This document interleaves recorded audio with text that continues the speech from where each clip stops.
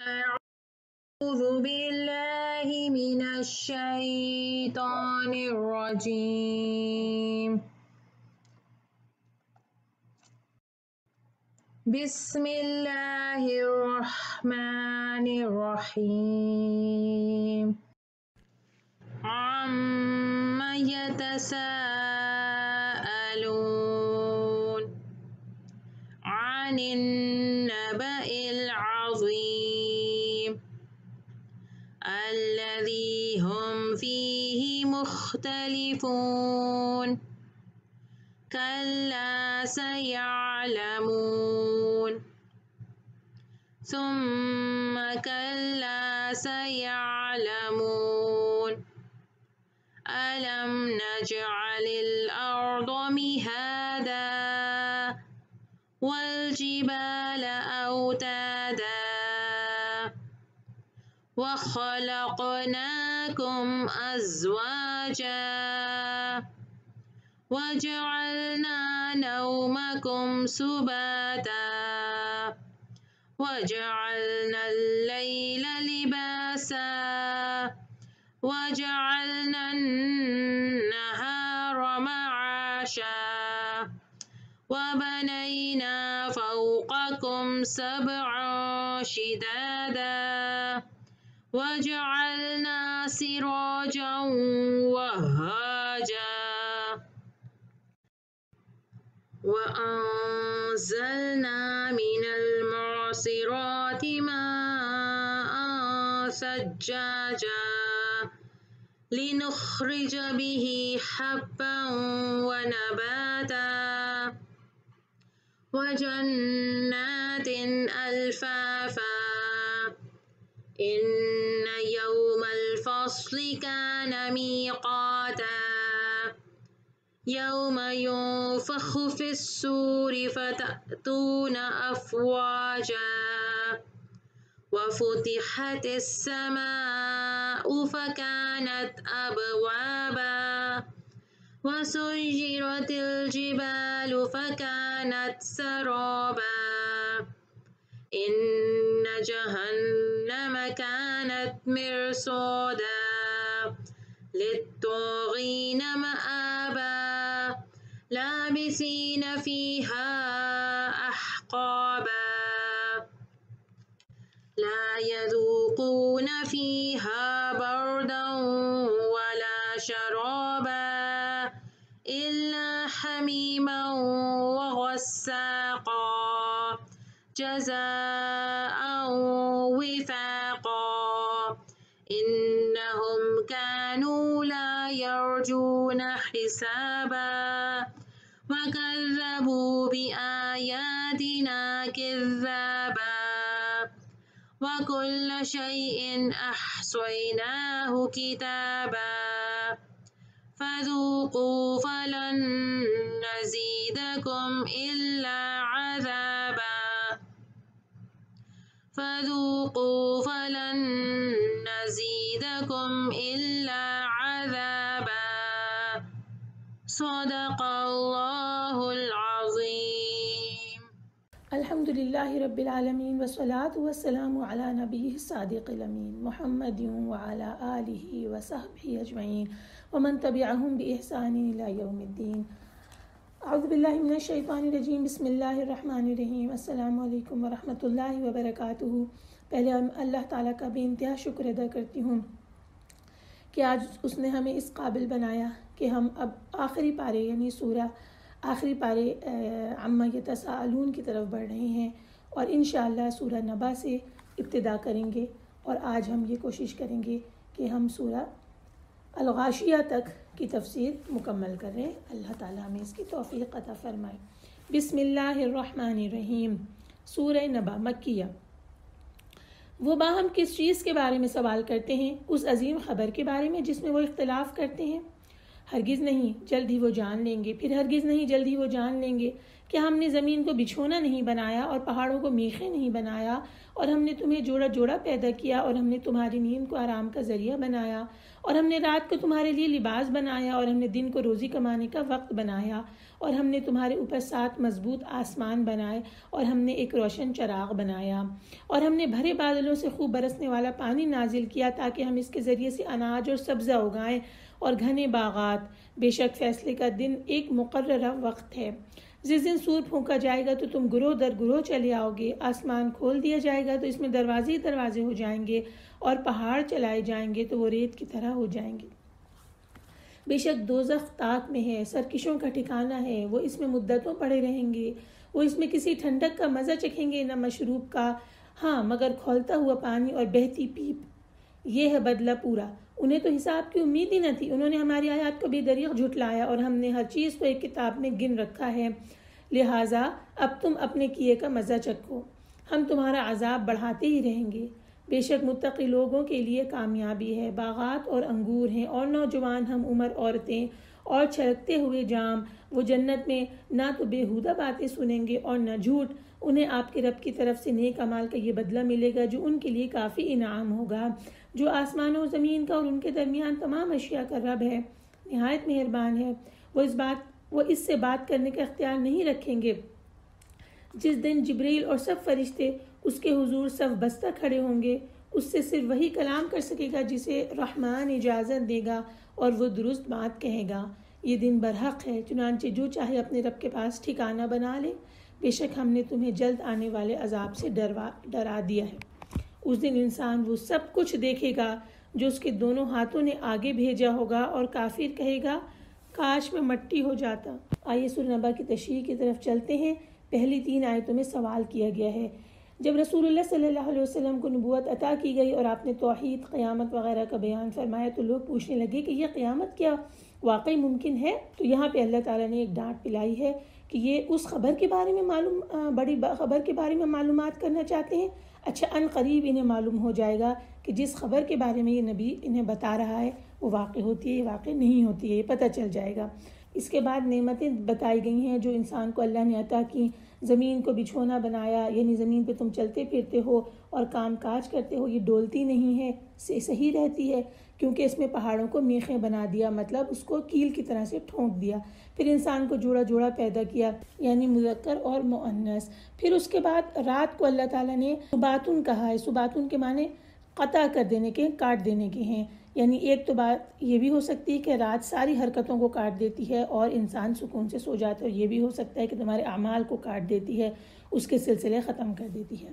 پھر اپنے اندر تمام چیزوں کو چھپا لیتی ہے۔ لباس اللہ تعالیٰ نے کہا جس طرح لباس جسم کو چھپاتا ہے اس طرح تمام چیزوں کو چھپا دیتی ہے، اور دن کو روزگار کا وقت بنایا ہے۔ پھر اللہ نے بتایا کہ 7 آسمان اوپر اس نے پیدا کیے ہیں، یہ ہم پڑھ چکے ہیں، اور ایک چمکتا ہوا سورج یعنی چراغ۔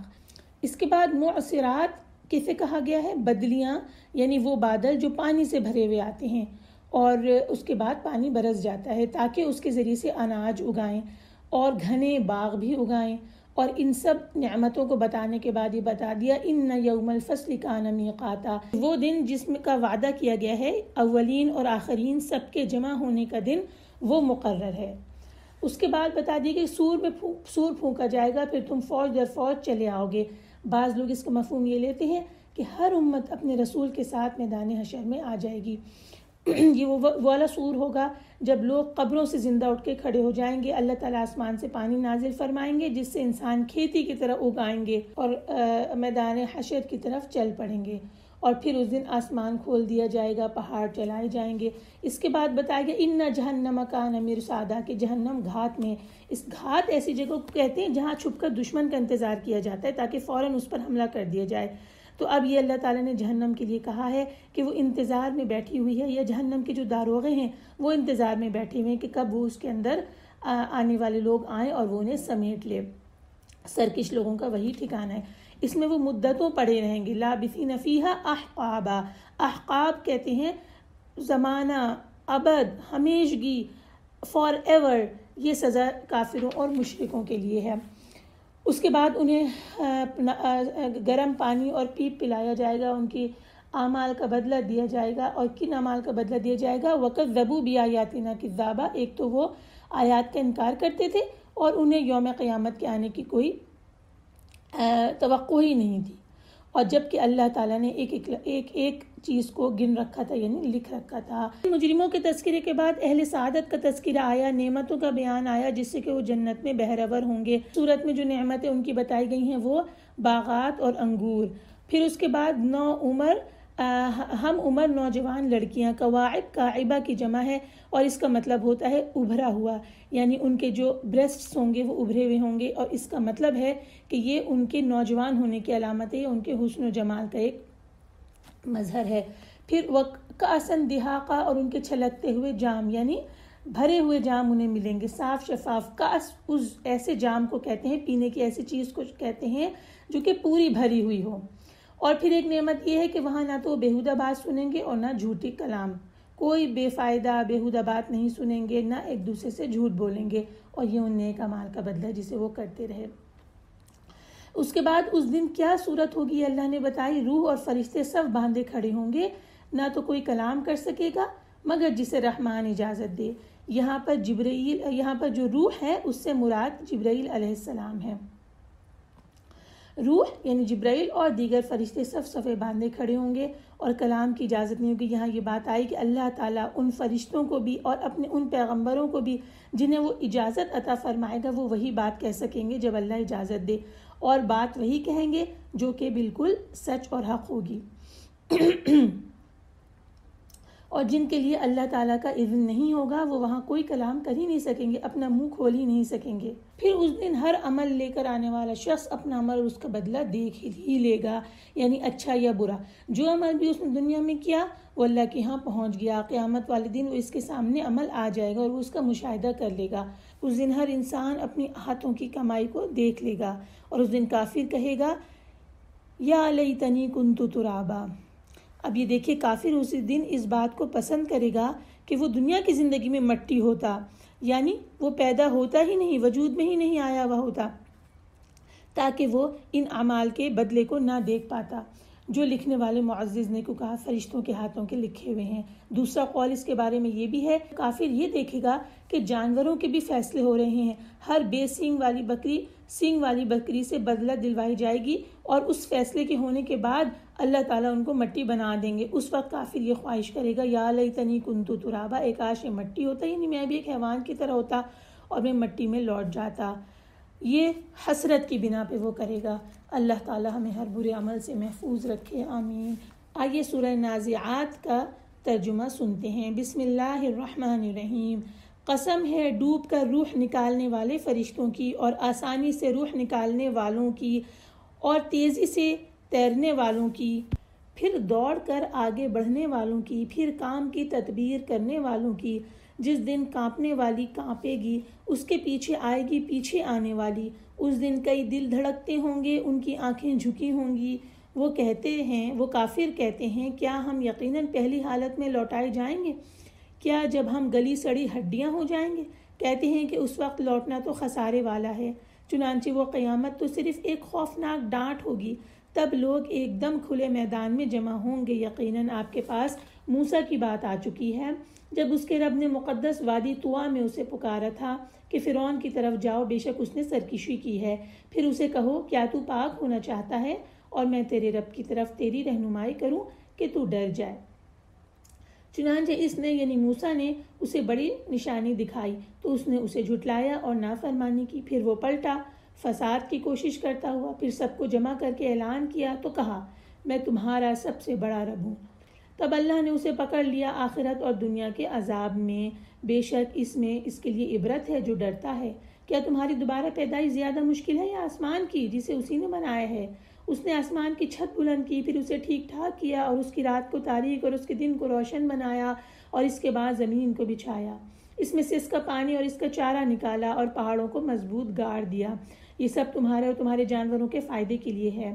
پھر جب بڑی آفت یعنی قیامت آ جائے گی اس دن انسان یاد کرے گا جو اس نے کوشش کی ہوگی اور دوزخ ہر دیکھنے والے شخص کے سامنے ظاہر کر دی جائے گی. لیکن پھر جس نے سرکشی کی اور دنیا کی زندگی کو ترجیح دی تو بے شک دوزخ ہی اس کا ٹھکانہ ہے، لیکن جو شخص اپنے رب کے سامنے کھڑا ہونے سے ڈر گیا اور اپنے نفس کو خواہش سے روکا تو بے شک جنت ہی اس کا ٹھکانہ ہے۔ اے نبی، کافر آپ سے قیامت کے بارے میں سوال کرتے ہیں کہ وہ کب واقع ہوگی، آپ کو اس کے بیان کرنے سے کیا غرض؟ اس کے علم کی انتہا تو آپ کے رب ہی کے پاس ہے، آپ تو صرف ہر اس شخص کو ڈراتے ہیں جو اس سے ڈرے۔ جس روز وہ قیامت کو دیکھیں گے تو سمجھیں گے کہ گویا وہ دنیا میں بس ایک شام یا صبح ہی ٹھہرے ہیں۔ صدق اللہ العظیم۔ نازعات میں 46 آیات ہیں، آئیے اس کی تشریح کی طرف چلتے ہیں۔ سب سے پہلے 5 قسمیں کھائی گئی ہیں قیامت کے واقع ہونے کے بارے میں۔ حضرت بن مسعود، حضرت عباس اور دیگر مفسرین فرماتے ہیں والنازعات غرقا، قسم ہے ڈوب کر روح نکالنے والوں کی۔ نزغن کے معنی سختی سے کھینچنا ہے، غرقن کا مطلب ہے ڈوب کر۔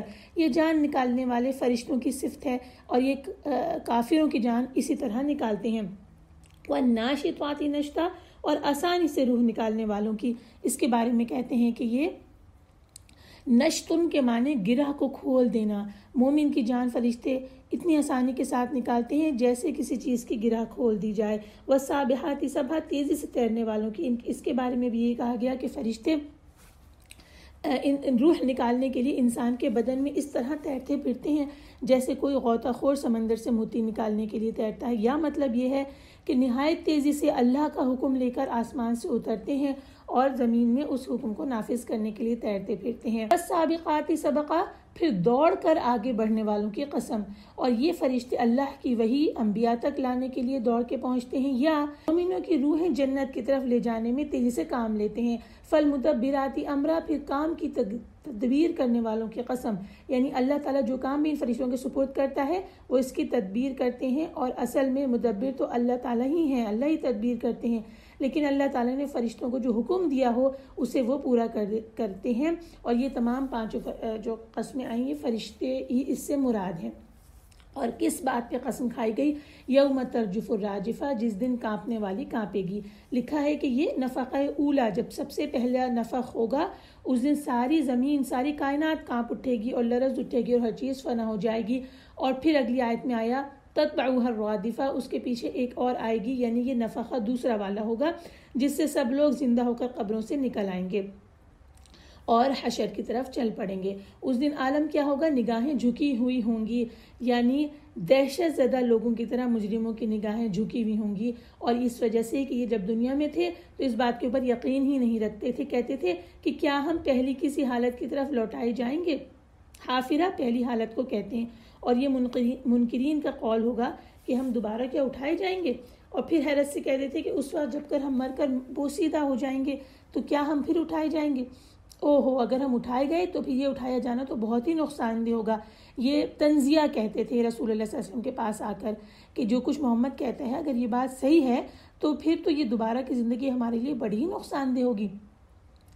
اللہ تعالیٰ نے اس بےہودہ بات کا کوئی جواب نہیں دیا، بلکہ یہ بتا دیا کہ یہ تو صرف ایک خوفناک ڈانٹ ہوگی، زجرۃ واحدہ، یعنی ایک ہی یہ ڈانٹ ہوگی، اور اسی سے کیا ہوگا کہ فَإِذَا هُمْ بِالسَّاهِرَةِ، ایک میدان میں جمع ہو جائیں گے۔ ساحرہ زمین کی سطح ہے جو بالکل کلین ہو، چٹیل ہو، تو اس طرح کی چٹیل زمین میں جمع کر دیے جائیں گے۔ اور اس کے بعد پھر موسیٰ علیہ السلام کی خبر ہے کہ کس طرح سے موسیٰ علیہ السلام فرعون کے پاس پہنچے، فرعون نے کیا جواب دیا تکبر کرتے ہوئے، پھر اس کے بعد اللہ تعالیٰ نے اس کی کس طرح سے گرفت فرمائی، یعنی اللہ نے آخرت و دنیا کے عذاب میں اس کو پکڑ لیا۔ اس کا نہ صرف دنیا میں انتقام اللہ نے لیا، سخت انتقام لیا، جیسے کہ سرکش اور باغی لوگوں کے لیے اللہ تعالیٰ لیتے ہیں انتقام، اور اس کو نمونہ عبرت بنا دیا، اور اسی طرح آخرت میں بھی اس کا انجام بہت سخت ہوگا۔ اور اس میں نبی صلی اللہ علیہ وسلم کے لیے تسلی ہے اور کفار مکہ کو تنبیہ ہے کہ اگر انہوں نے بھی گزشتہ لوگوں کے واقعات سے عبرت نہ پکڑی تو ان کا انجام بھی فرعون کی طرح ہو سکتا ہے۔ پھر اللہ نے یہ سوال کیا ہے، جو کہتے تھے بار بار کہ بوسیدہ ہو جائیں گے تو دوبارہ پیدا کیے جائیں گے، یہ کیسے ہوگا؟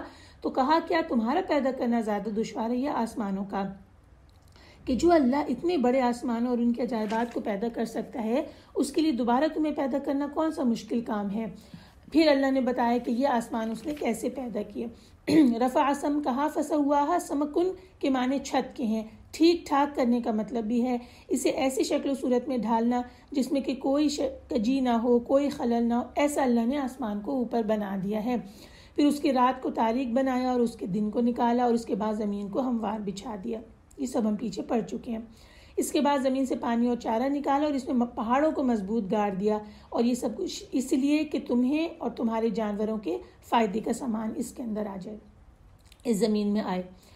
اور اس وقت پھر دوبارہ سے یوم قیامت کا بیان آ گیا کہ اس دن کیا ہوگا کہ جہنم ظاہر کر دی جائے گی. یہ جہنم کافروں کے سامنے بھی ظاہر کر دی جائے گی تاکہ وہ دیکھ لیں کہ ان کا کیا ٹھکانہ ہے، اور بعض یہ کہتے ہیں کہ مومن اور کافر دونوں کے سامنے ہی ظاہر کر دی جائے گی تاکہ مومن اللہ کا شکر ادا کریں کہ اللہ تعالیٰ نے اس خوفناک جہنم سے انہیں محفوظ رکھا.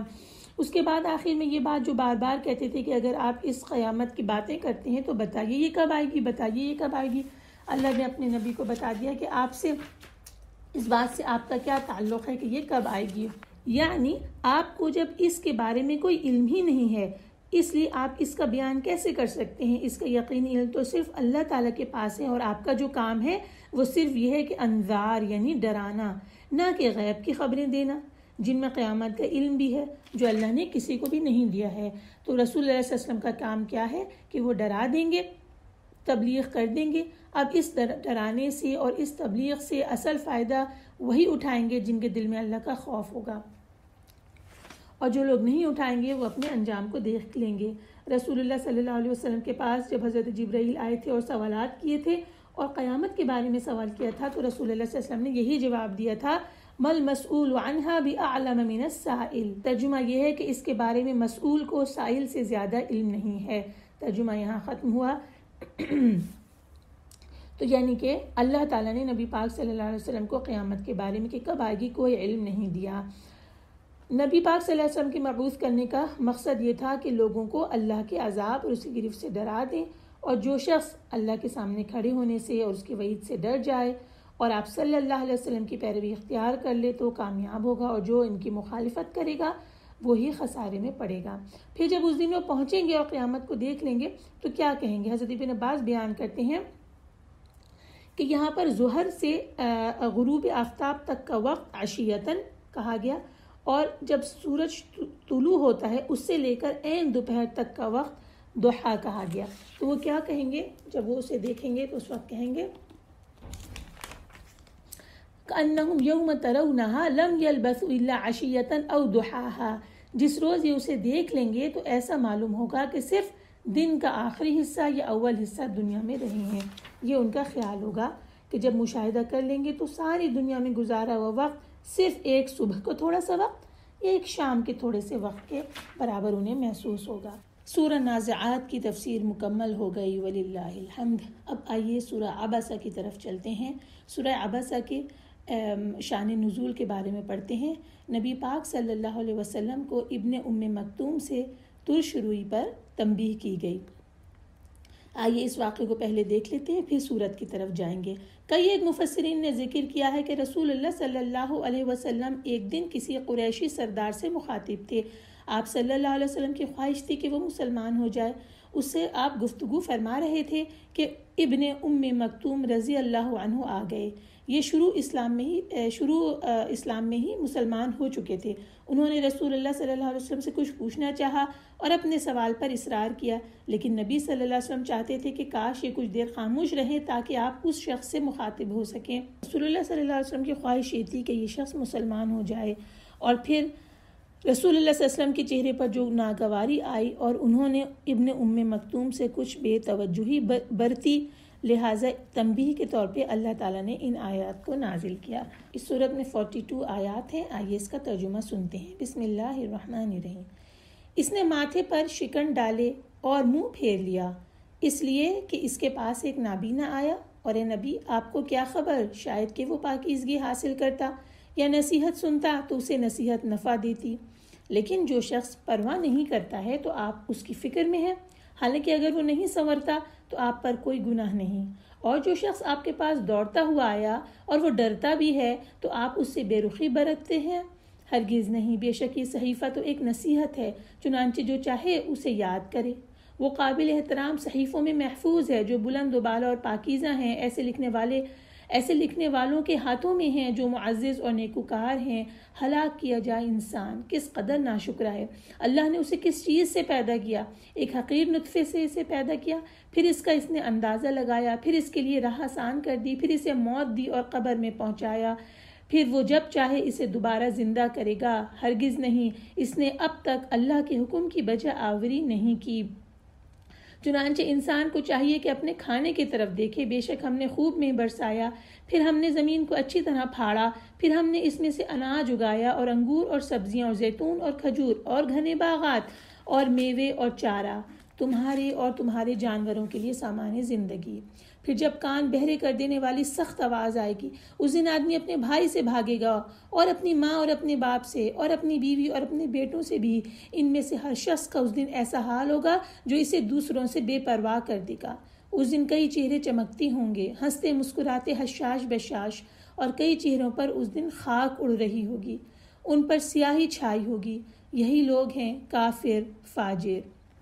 یہاں سورت کا ترجمہ ختم ہوتا ہے۔ اب اس کی تفسیر کی طرف چلتے ہیں۔ شروع کے 10 آیات اسی واقعے سے متعلق ہیں۔ اس میں ابن ام مکتوم کی آمد سے رسول اللہ صلی اللہ علیہ وسلم کے چہرے پہ جو ناگواری کے اثرات ہوئے اسے عبسہ کہا گیا اور تولا کہا گیا ہے۔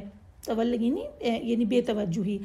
کس بات سے رسول اللہ صلی اللہ علیہ وسلم کے چہرے پہ ناگواری آئی اور بے توجہی بڑھتی؟ اس بات سے ان جاءہ الاعمیٰ کہ ان کے پاس نابینا آ گیا، یعنی وہ شخص جو کہ دیکھ نہیں سکتا، وہ دینی رہنمائی حاصل کرنے کے لیے آ رہا ہے، وہ نیک عمل بھی کرتا ہے، اس عمل سے اس کا اخلاق اور کردار بھی سنور جاتا ہے، اس کی اصلاح بھی ہو جاتی ہے اور نصیحت سے فائدہ بھی ہو جاتا ہے۔ تو یہ اللہ تعالیٰ نے بتا دیا کہ ان کے نابینا ہونے کی وجہ سے آپ کے دل میں جو یہ خیال آیا، آپ کو کیا خبر کہ وہ سارے کے سارے فوائد حاصل کر لیتے جو آپ کے پاس بھاگتے ہوئے آئے تھے۔ مقابلے میں جو دوسرا شخص ہے جسے رسول اللہ صلی اللہ علیہ وسلم توجہ دے رہے ہیں، اس کے بارے میں بتا دیا گیا کہ اما من استغنی فانت لہ تصدی، لیکن جو بے پرواہ ہو گیا تو آپ اس کی فکر میں ہیں، یعنی پرواہ آپ کو اس شخص کی ہو رہی ہے کہ وہ ہدایت یافتہ ہو جائے، حالانکہ خود وہ ایمان سے اور اس علم سے جو آپ کے پاس آیا ہے بالکل بے پرواہ ہے، اور حالانکہ اس کے نہ سنورنے میں آپ پر کچھ الزام نہیں، یعنی کہ آپ کا کام صرف تبلیغ ہے۔ اس شخص کے پیچھے پڑنے سے کی کوئی ضرورت نہیں ہے کہ وہ ضرور ایمان لے آئے۔ آپ اسے توجہ دیجئے، کسے؟ جو شخص تیرے پاس دوڑتا ہوا آتا ہے، جو آیت نمبر 8 میں بتایا گیا کہ دوڑتا ہوا آ رہا ہے، یعنی طالب بن کر آ رہا ہے، خیر کی طرف، رہنمائی کے لیے، واعظ و نصیحت سے نوازے جانے کے لیے دوڑ کے آ رہا ہے، اور پھر اس کی کوالٹی یہ ہے وَهُوَ يَخْشَىٰ کہ وہ ڈر بھی رہا ہے، اللہ کا خوف بھی اس کے دل میں ہے، جس کی وجہ سے یہ امید ہے کہ جب آپ اسے باتیں سمجھائیں گے اس کے لیے مفید ہوں گی اور وہ انہیں اپنائے گا۔ تو وہ شخص جو ہے فَأَنْتَ عَنْهُ تَلَهَا، آپ اس سے بے رخی برتتے ہیں، یعنی ایسے لوگوں کی آپ کو قدر افزائی کرنی چاہیے، آپ ان سے بے رخی کر رہے ہیں۔ یہاں جو پیارے نبی صلی اللہ علیہ وسلم کو تنبیہ کی گئی اللہ کی طرف سے ہوئی، اور ہمیں اس سے یہ بات معلوم ہوئی کہ دعوت اور تبلیغ میں کسی کو خاص نہیں کرنا چاہیے۔ کوئی شخص دولت والا ہو، کوئی شخص غریب ہو، آقا ہو یا غلام ہو، مرد ہو یا عورت ہو، کوئی چھوٹا ہو عمر میں یا بڑا، سب کو یکساں حیثیت دی جائے، ان کو خطاب کیا جائے اور اللہ کی آیات سنائی جائیں، اللہ کا پیغام دیا جائے۔ اللہ تعالیٰ جس کو چاہے گا اپنی حکمت کے تحت ہدایت سے نواز دے گا۔ اور بتا دیا اللہ نے آگے کلا انہا تذکرہ فمن شاء ذکرہ۔ قرآن کیا ہے؟ قرآن دراصل نصیحت کی ایک چیز ہے، جو شخص بھی اسے یاد رکھے، جو شخص بھی اسے سمجھے، وہ اس کے لیے نصیحت بن جائے گا، اور جو شخص اس سے بے اعتنائی برتے گا اللہ تعالیٰ کو بھی اس کی کوئی فکر نہیں ہے۔ یہ بتا دیا آگے کہ یہ تو پورا عظمت صحیفوں میں ہے، یعنی یہ لوح محفوظ میں ہے، وہیں سے یہ اترتا ہے، یعنی وہ صحیفے اللہ کے ہاں بڑے محترم ہیں، علم و حکمت سے بھرے ہوئے ہیں، مرفوعتن ہیں، یعنی اللہ کے ہاں بہت قدر والے ہیں، شبہات سے یہ کسی قسم کی کمی سے پاک ہیں، مطہرہ یعنی کہ انہیں فرشتوں کے سوا کوئی نہیں چھوتا، لہٰذا وہ پاک ہیں وہ صحیفے، یا کسی قسم کی کمی بیشی سے پاک ہیں، دونوں ہی مراد ہیں۔ پھر اس کے بعد سفرہ، بِأَيْدِي سفرہ، سفرہ کہتے ہیں سفارت سے ہے، یعنی وہ فرشتے جو اللہ کی وحی اس کے رسولوں تک پہنچاتے ہیں ان کے ہاتھوں میں ہیں، یعنی کہ اللہ اور اس کے رسول کے درمیان وہ فرشتے جو سفارت کا کام کرتے ہیں، یہ قرآن ایسے سفیروں کے ہاتھوں میں ہے جو اسے لوح محفوظ سے لے کر آتے ہیں اور رسولوں تک پہنچاتے ہیں۔ پھر انہی فرشتوں کے بارے میں آیا کہ وہ بزرگ اور پاک باز ہیں، کرام بررہ ہیں، یعنی وہ پیدائش کے اعتبار سے بھی اللہ تعالیٰ نے انہیں کریم، شریف اور بزرگ بنایا، اور جو کام وہ کرتے ہیں اس کے اعتبار سے بھی وہ صرف نیکی کا کام کرتے ہیں اور پاک باز ہیں۔ اس کے بعد اللہ تعالیٰ نے انسان کے لیے کہا قتل الانسان ما اکفرہ، اللہ کی مار انسان پہ کیسا ناشکرا ہے۔ یہاں اس سے وہ انسان مراد ہے جو کفر کرتا ہے اور قیامت کے آنے سے انکار کرتا ہے، اسی شخص کو یہ دعوت دی جا رہی ہے کہ اپنے کفر سے باز آ جائے اور ذرا اپنی تخلیق پر ہی غور کر لے، اسے اللہ نے کس چیز سے پیدا کیا، ایک نطفے سے، پھر اس کو اندازے پر رکھا، یعنی اس کا مطلب یہ ہے کہ اس کو 2 ہاتھ، 2 پاؤں، 2 آنکھیں اور دیگر اللہ تعالیٰ نے اعضاء عطا کیے، پھر اس کے لیے راستہ آسان کر دیا، یعنی خیر اور شر کے راستے اس پہ واضح کر دیے۔ کچھ یہ بھی کہتے ہیں کہ اس سے مراد یہ ہے کہ ماں کے پیٹ سے نکلنے کا راستہ آسان کر دیا، پھر اس کی پوری زندگی گزر گئی اور آخر میں اللہ نے اسے موت دی اور پھر قبر میں دفن کر دیا، یعنی کہ جب موت آ گئی اللہ ہی نے موت دی اور موت کے بعد قبر میں دفنانے کا حکم دے دیا۔ اب یہاں تک کے مرحلے تو ایک انسان نے دیکھ لیے، ایک کافر نے بھی دیکھ لیا کہ دنیا میں ہر دن انسان پیدا ہو رہے ہیں اور مر رہے ہیں اور دفن کیے جا رہے ہیں۔ آیت نمبر 22 میں اللہ تعالیٰ نے اس سے آگے کی بات بتائی جو نظر نہیں آ رہی اس کافر کو، لیکن اللہ نے اس کو اس بات کی اطلاع دی ہے، ثم اذا شاء انشرہ، پھر جب چاہے گا اسے زندہ کر دے گا۔ زندہ کرنا اس کے لیے کوئی مشکل نہیں۔ صحیح بخاری و مسلم میں یہ حدیث آتی ہے، حضرت ابو ہریرہ سے روایت ہے، اس کا ترجمہ رکھ رہی ہوں۔ دمچی کے سوا، اس کے معنی ہے ریڑھ کی ہڈی کے سوا سارا انسان بوسیدہ ہو جاتا ہے، اسی ریڑھ کی ہڈی سے اسے پیدا کیا گیا اور اسی سے اسے دوبارہ جوڑا جائے گا، یہ صحیح بخاری میں موجود ہے۔ اس کے بعد اسی انسان کو فکر کی دعوت دی جا رہی ہے، انسان کو چاہیے کہ اپنے کھانے کو دیکھے۔ اب ذرا اپنے کھانے کے اوپر غور کرے۔ سب سے پہلا مرحلہ اللہ نے بتایا کہ ہم نے خوب پانی برسایا، ثم شققنا الارض شقا، پھر ہم نے زمین کو اچھی طرح پھاڑا۔ پھاڑنے سے مطلب کیا ہے، یعنی پانی کو ہم نے زمین میں داخل کر دیا، پانی زمین کی تہوں میں داخل ہوتے ہوئے اس بیج کے اندر تک پہنچ گیا جسے زمین میں ڈالا گیا تھا، اس لیے وہ دانہ اگ آیا، پروان چڑھا اور سطح زمین پر لہلہانے لگا، اور اسی طرح سے ایک ایک دانے سے ہوتے ہوئے فَأَنبَتْنَا فِيهَا حَبًّا وَعِنَبًا وَقَضْبًا، پھر ہم نے اس میں اناج اگایا، انگور اور ترکاری۔ حبہ ہر قسم کے دانے کو کہتے ہیں، انگور ہم سب جانتے ہیں کیا ہے، اور قضبہ جو ہے وہ اس سرسبز چارے کو کہتے ہیں جسے جانور کھاتے ہیں۔ زیتون و نخلا، زیتون ہم سب جانتے ہیں اور نخلا کھجور کو کہا جاتا ہے۔ وحدائق غلبہ، اس کے معنی ہے کہ گھنے باغات۔ حدائق ہر اس باغ کو کہتے ہیں جو یکجا اور گھنا ہو۔ پھر اس کے بعد وفاکہۃ و ابا، فاکہہ کہہ رہے ہیں کہ ہر چیز جسے بطور پھل کھایا جائے وہ فاکہہ ہے، اور ابا زمین سے اگنے والی وہ نبات انسان نہیں کھاتے لیکن جانور کھاتے ہیں۔ تو یہ تمام چیزیں جو کہ انسان اور جانوروں کے فائدے کے لیے اللہ نے پیدا کی، اللہ تعالیٰ نے اس کے بعد بتا دیا فَإِذَا جَاءَتِ الصَّاخَّةُ، جس دن ساخہ آ جائے گی۔ دیکھیں یہ قیامت کا نام ہمیں سورہ عبسہ میں پتہ چلا، ساخہ۔ اچھا، ساخہ بہرا کر دینے والی کے معنی میں ہے، اس لیے کہ وہ ایک نہایت سخت چیخ ہوگی جو کانوں کو بہرا کر دے گی۔ اس کے بعد قیامت کی ہولناکیاں اور اس دن کے احوال بیان ہو رہے ہیں کہ اس دن آدمی اپنے بھائی سے، اپنی ماں سے، باپ سے، بیوی اور بیٹوں سے بھی بھاگے گا، یا تو اپنے گھر والوں سے اس لیے بھاگے گا تاکہ اس کی تکلیف اور کی شدت کو نہ دیکھ سکیں جس میں مبتلا ہوگا، یا وہ اس لیے بھاگے گا اسے علم ہوگا کہ وہ اسے کوئی فائدہ نہیں پہنچا سکتے اور اسے کسی کام نہیں آ سکتے، اور یہ اس لیے ڈر رہا ہوگا کہ کہیں اس سے وہ کچھ مطالبہ نہ کر لیں۔ اور اگلی آیت خود ہی بتا رہی ہے کہ اس دن ان میں سے ہر شخص کا ایسا حال ہوگا جو اسے دوسروں سے بے پرواہ کر دے گا، یعنی وہ خود ایسی مشغولیت میں ہوگا جس کی وجہ سے کسی اور کی طرف توجہ ہی نہیں کر سکے گا۔ اس بارے میں بڑی شدید حدیث کے الفاظ آتے ہیں۔ حضرت ابن عباس سے روایت ہے کہ رسول اللہ صلی اللہ علیہ وسلم نے فرمایا، ترجمہ، تمہیں میدان حشر میں اس طرح اٹھایا جائے گا کہ تم سب ننگے پاؤں، ننگے بدن، پیدل اور ختنے کے بغیر ہوگے۔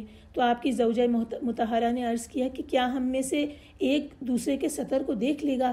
آپ صلی اللہ علیہ وسلم نے فرمایا، لِكُلِّ امْرِئٍ مِّنْهُمْ يَوْمَئِذٍ شَأْنٌ يُغْنِيهِ، یہ والی آیت جس کا ترجمہ ہے اس دن ان میں سے ہر شخص کا ایسا حال ہوگا جو اسے دوسروں سے بے پرواہ کر دے گا، یا آپ نے یہ کہا ما اشغلہ عن النظر، جس کے ترجمہ ہے ہر شخص اپنے حال میں اس قدر مشغول ہوگا کہ اسے کسی کی طرف دیکھنے کا ہوش نہیں ہوگا۔ حدیث کے الفاظ یہاں ختم ہوتے ہیں۔ تو ایسا وہ دن ہوگا، اور پھر اس کے بعد نام اعمال دے دیے جائیں گے، تو کچھ چہرے اس دن حشاش بشاش ہوں گے جنہیں ان کے اعمال نامے ان کے دائیں ہاتھ میں ملیں گے، اور انہیں اپنی سعادت اور کامرانی کا یقین ہو جائے گا، تو ان کے چہرے خوشی سے تمتما جائیں گے، اور کچھ چہرے اس دن غبار آلود ہوں گے، خاک اڑ رہی ہوگی، یعنی ذلت اور عذاب کو دیکھ کر ان کے چہرے غبار آلود ہو جائیں گے، سیاہ ہو جائیں گے۔ نہایت غمگین چہرے والے انسان کو یہ کہتے ہیں وجوہ یومئذ علیہا غبرہ ترہقھا قطرہ، جس پہ سیاہی چڑھی ہوئی ہو، یعنی انتہائی غمگین انسان کا ایسا چہرہ ہوتا ہے۔ اور یہ وہ لوگ ہیں جو اللہ کا، رسولوں کا، قیامت کا انکار کرنے والے بھی تھے اور عملاً بھی بد کردار، بد اتوار تھے۔ اللہم لا تجعلنا معہم آمین۔ سورہ عبسہ کی تشریح مکمل ہوئی۔ اب ہم سورہ التکویر کی طرف چلتے ہیں۔ سورہ التکویر میں 29 آیات ہیں۔ آئیے اس کا ترجمہ پڑھتے ہیں۔ بسم اللہ الرحمن الرحیم۔ جب سورج لپیٹ دیا جائے گا، اور جب تارے بے نور ہو جائیں گے، اور جب پہاڑ چلائے جائیں گے، اور جب 10 ماہ کی حاملہ اونٹنیاں بیکار چھوڑ دی جائیں گی، اور جب وحشی جانور اکٹھے کیے جائیں گے، اور جب سمندر بھڑکا دیے جائیں گے، اور جب روحیں جسموں سے ملا دی جائیں گی، اور جب زندہ گاڑی ہوئی لڑکی سے پوچھا جائے گا اسے کس گناہ کی وجہ سے قتل کیا گیا، اور جب اعمال نامے کھولے جائیں گے، اور جب آسمان کی کھال اتار دی جائے گی، اور جب دوزخ بھڑکائی جائے گی، اور جب جنت قریب لائی جائے گی، اس وقت ہر شخص جان لے گا جو کچھ وہ لے کر آیا۔ چنانچہ میں قسم کھاتا ہوں پیچھے ہٹنے والے کی، چلنے والے، چھپ جانے والے تاروں کی، اور رات کی جب وہ چلی جاتی ہے، اور صبح کی جب وہ روشن ہوتی ہے۔ بے شک یہ قرآن رسول کریم یعنی جبریل کا قول ہے، جو بڑی قوت والا، عرش والے کے نزدیک بلند مرتبہ ہے، وہاں آسمانوں میں اس کی اطاعت کی جاتی ہے، امین ہے۔ اور اے اہل مکہ، تمہارا ساتھی یعنی محمد دیوانہ نہیں، یہ نبی تو اس جبرائیل کو روشن افق پر دیکھ چکا ہے، اور وہ غیب کی باتوں پر بخیل نہیں ہے، اور یہ قرآن کسی مردود شیطان کا قول نہیں ہے۔ پھر تم کدھر چلے جا رہے ہو؟ یہ تو سب جہانوں کے لیے نصیحت ہے، تم میں سے جو بھی سیدھی راہ پہ چلے، اور اللہ رب العالمین کے چاہے بغیر تم کچھ بھی نہیں چاہ سکتے۔ سورہ التکویر کا ترجمہ ختم ہوا۔ سورہ الانفطار کا ترجمہ سنیے۔ بسم اللہ الرحمن الرحیم۔ جب آسمان پھٹ جائے گا، اور جب تارے جھڑ جائیں گے، اور جب سمندر پھاڑ دیے جائیں گے، اور جب قبریں اکھیڑ دی جائیں گی، تو ہر شخص کو اس کا اگلا پچھلا کیا دھرا سب معلوم ہو جائے گا۔ اے انسان، تجھے کس چیز نے اپنے رب کریم کی بابت دھوکے میں ڈال رکھا ہے؟ جس نے تجھے پیدا کیا، پھر تجھے درست کیا، اور تجھے معتدل بنایا، اس نے جس صورت میں چاہا تجھے جوڑ دیا۔ ہرگز نہیں، بلکہ تم لوگ جزا و سزا کو جھٹلاتے ہو، حالانکہ تم پر نگران فرشتے مقرر ہیں، معزز لکھنے والے، وہ جانتے ہیں جو تم کرتے ہو۔ یقیناً نیک لوگ ضرور نعمتوں میں ہوں گے، اور یقیناً بد کردار لوگ ضرور دوزخ میں ہوں گے۔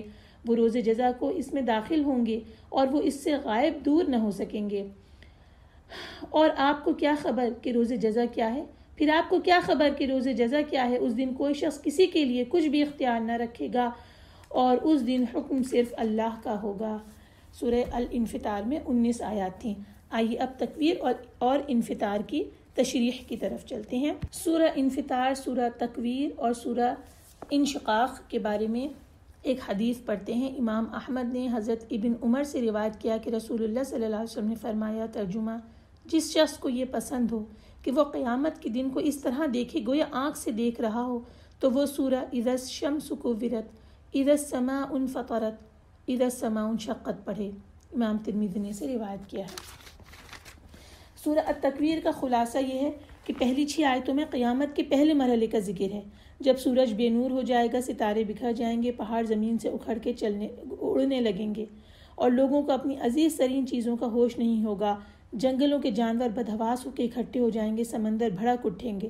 اور پھر اس کے بعد اگلی 7 آیتوں میں دوسرے مرحلے کا ذکر ہے، جب روحیں اثر نو جسموں کے ساتھ جوڑ دی جائیں گی، نامہ اعمال کھولے جائیں گے، پھر جرائم کی باس پرس ہوگی، آسمان کے سارے پردے ہٹ جائیں گے، جنت جہنم نگاہوں کے سامنے عیاں ہو جائیں گی، اور پھر یہ سب نقشہ کھینچنے کے بعد انسان کو یہ سوچنے کے لیے چھوڑ دیا گیا ہے کہ اس وقت ہر شخص کو خود ہی معلوم ہو جائے گا کہ وہ کیا لے کر آیا ہے۔ اور سورہ الانفطار میں قیامت کا نقشہ کھینچا گیا ہے اور یہ بتا دیا گیا ہے کہ جب وہ واقعہ پیش آ جائے گا تو انسان کا سب کیا دھرا سامنے آ جائے گا۔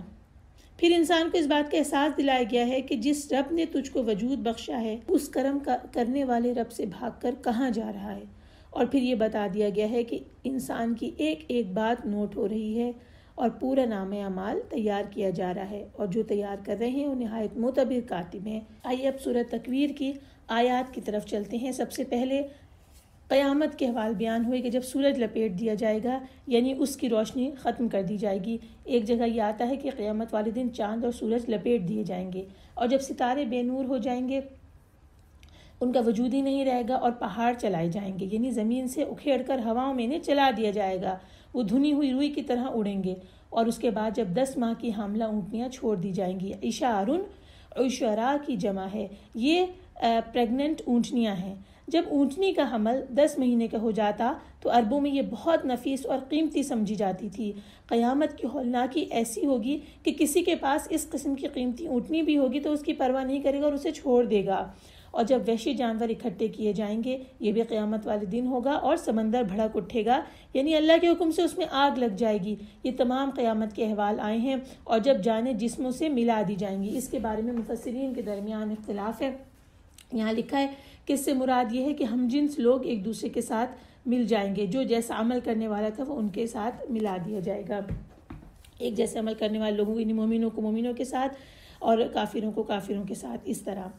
اور اس کے بعد جب زندہ گاڑی ہوئی لڑکی سے سوال کیا جائے گا۔ اب یہ حساب کتاب کا وقت آ گیا، اور یہاں زندہ گاڑی ہوئی لڑکی سے سوال کیا جائے گا، بِأَيِّ ذَنبٍ قُتِلَتْ، کس گناہ کی وجہ سے وہ قتل کی گئی۔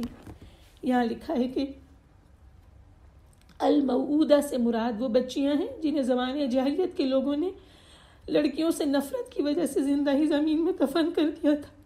قیامت کے دن ان بچیوں سے پوچھا جائے گا کہ انہیں کیوں قتل کیا گیا۔ یہ مظلوم سے جو پوچھا جا رہا ہے، دراصل یہ اس کے ظالم جو ہے، جو اس کا قاتل ہے، اس کے لیے ڈانٹ ہے یہ کہ مظلوم سے یہ سوال ہوگا تو ظالم کا کیا حال ہوگا۔ مفسرین یہ بھی کہتے ہیں کہ سالت سے مراد یہ ہے کہ زندہ گاڑی ہوئی لڑکی خود اپنے خون کے بارے میں سوال کرے گی کہ اسے کس جرم میں قتل کیا گیا۔ اس کے بعد نامہ اعمال کھول دیے جائیں گے، یعنی موت کے وقت یہ صحیفے لپیٹ دیے جاتے ہیں، قیامت والے دن یہ صحیفے کھول دیے جائیں گے اور ہر شخص کو اس کے ہاتھوں میں پکڑا دیے جائیں گے۔ اس کے بعد قسم آئی ہے، اللہ تعالیٰ نے قسم کھائی ہے ستاروں کی، اور پھر رات کی، اور پھر صبح کی۔ کس بات پہ؟ انہ لقول رسول کریم، یقیناً یہ ایک بزرگ رسول کا قول ہے، اور یہاں بتایا گیا ہے کہ یہ مراد جبرائیل علیہ السلام ہے۔ ذی قوہ یعنی بہت قوت والے ہیں، جو کام بھی ان کے سپرد کیے جائے پوری قوت سے کرتے ہیں۔ عرش والے یعنی اللہ کے نزدیک بلند مرتبہ ہیں، اور مطاع ثم امین، فرشتوں کے درمیان ان کی اطاعت کی جاتی ہے اور وہ امین ہیں۔ اس کے بعد اللہ تعالیٰ نبی پاک صلی اللہ علیہ وسلم کے لیے وما صاحبکم بمجنون کہہ رہے ہیں اللہ تعالیٰ کہ تمہارے یہ ساتھی مجنون نہیں ہے۔ یہ خطاب اہل مکہ سے ہے، اور صاحب سے مراد رسول اللہ صلی اللہ علیہ وسلم نے، یعنی تم جو یہ کہہ رہے ہو کہ تمہارے یہ ساتھی دیوانہ ہے، ایسا نہیں ہے۔ قرآن پڑھ کر دیکھو کہ کیا کوئی دیوانہ ایسی باتیں کر سکتا ہے، ایسے حالات بیان کر سکتا ہے جو قرآن میں آئے ہیں۔ اور آگے کہا گیا اس نے اس فرشتے کو آسمان کے کھلے کناروں پہ دیکھا۔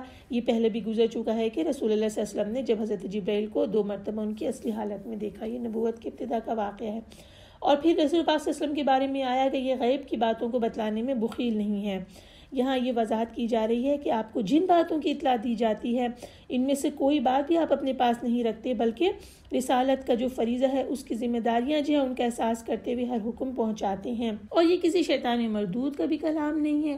پھر ان سے پوچھا جا رہا ہے فَأَيْنَ تَذْهَبُونَ، یعنی تم اللہ کی کتاب اور اس کی اطاعت کو چھوڑ کر کہاں چلے جا رہے ہو؟ إِنْ هُوَ إِلَّا ذِكْرٌ لِّلْعَالَمِينَ، یہ تو جہانوں کے لیے نصیحت ہے، تمام کائنات کے لوگوں کے لیے، لیکن ان کے ہی حق میں نصیحت ہے جن کے لیے اللہ چاہے۔ تم کچھ بھی نہیں چاہ سکتے مگر یہ کہ اللہ رب العالمین چاہے، یعنی جسے اللہ تعالیٰ ہدایت دے گا وہی اس ہدایت سے فائدہ اٹھا سکے گا۔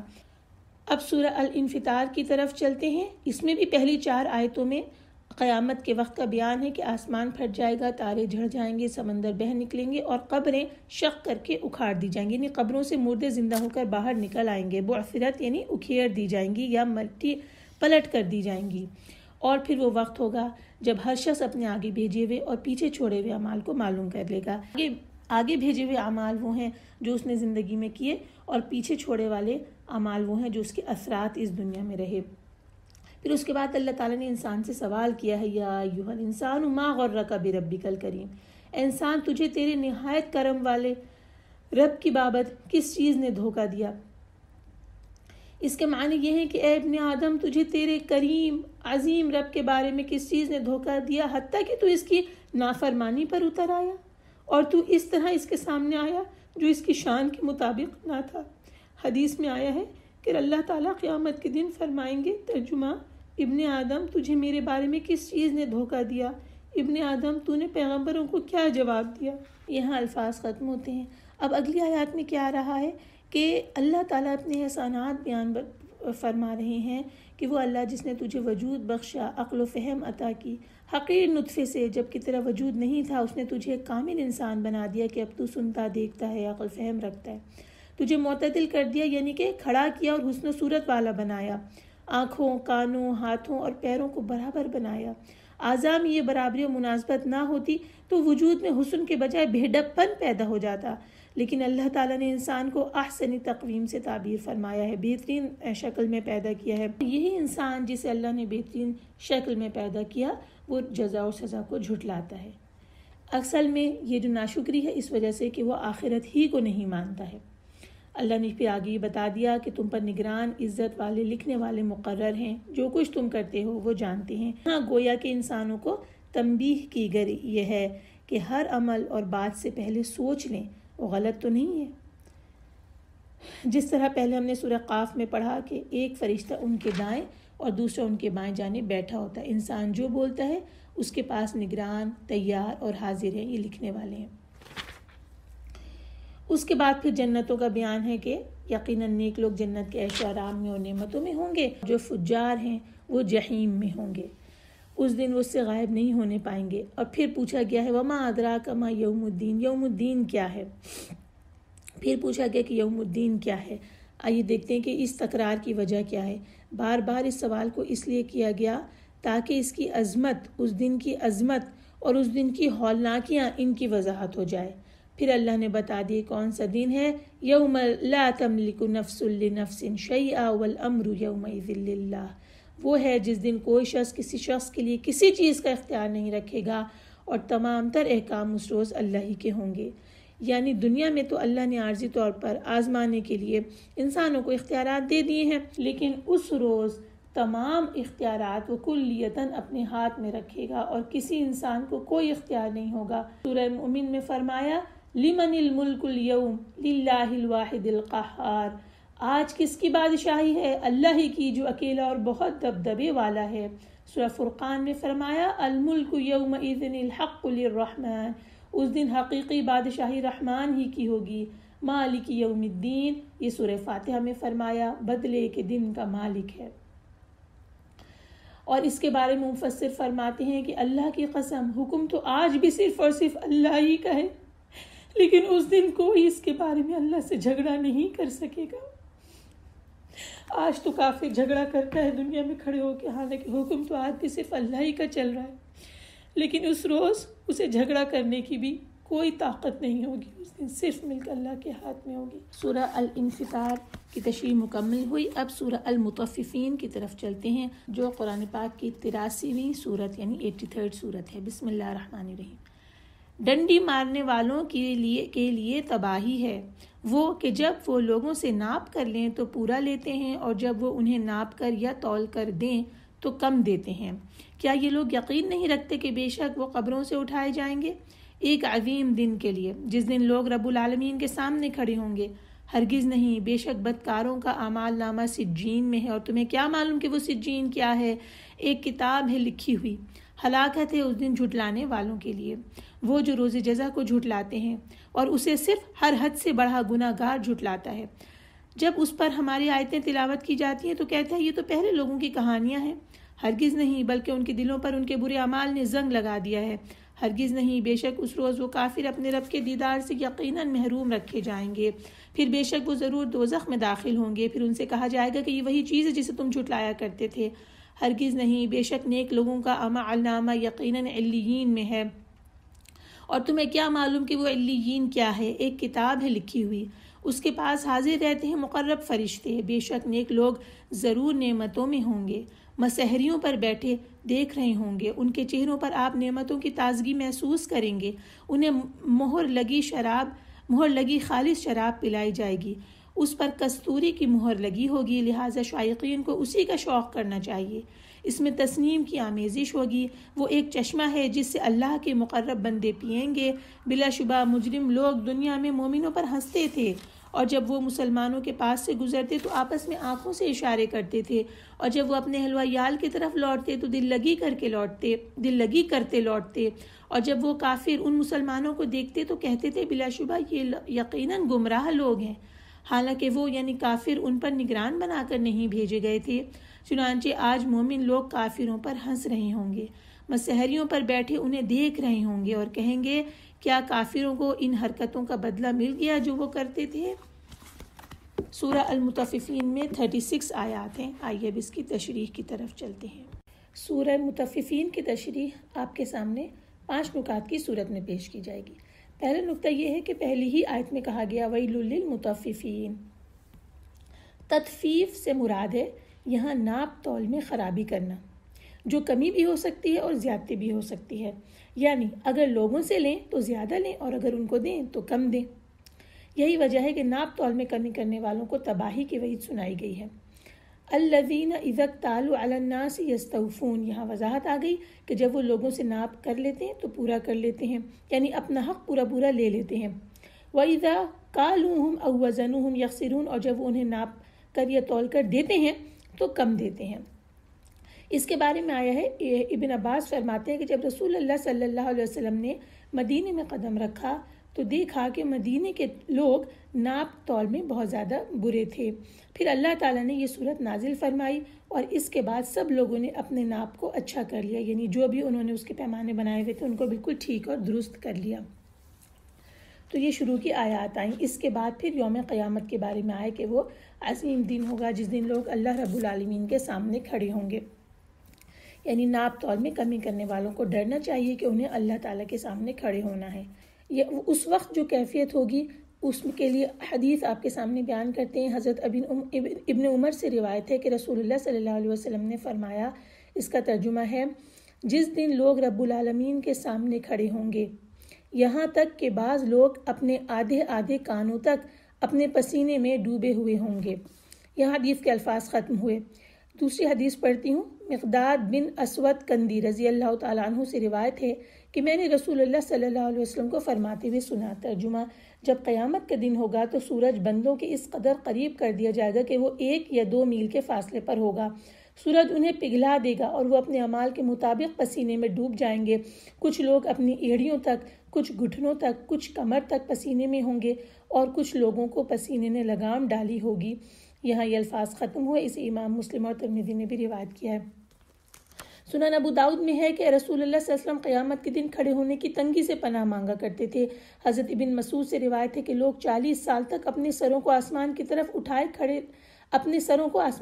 اٹھائے کھڑے رہیں گے اور ان سے کوئی بات بھی نہیں کرے گا، اور پسینے نے نیک و بد سب کو لگام پہنا رکھی ہوگی۔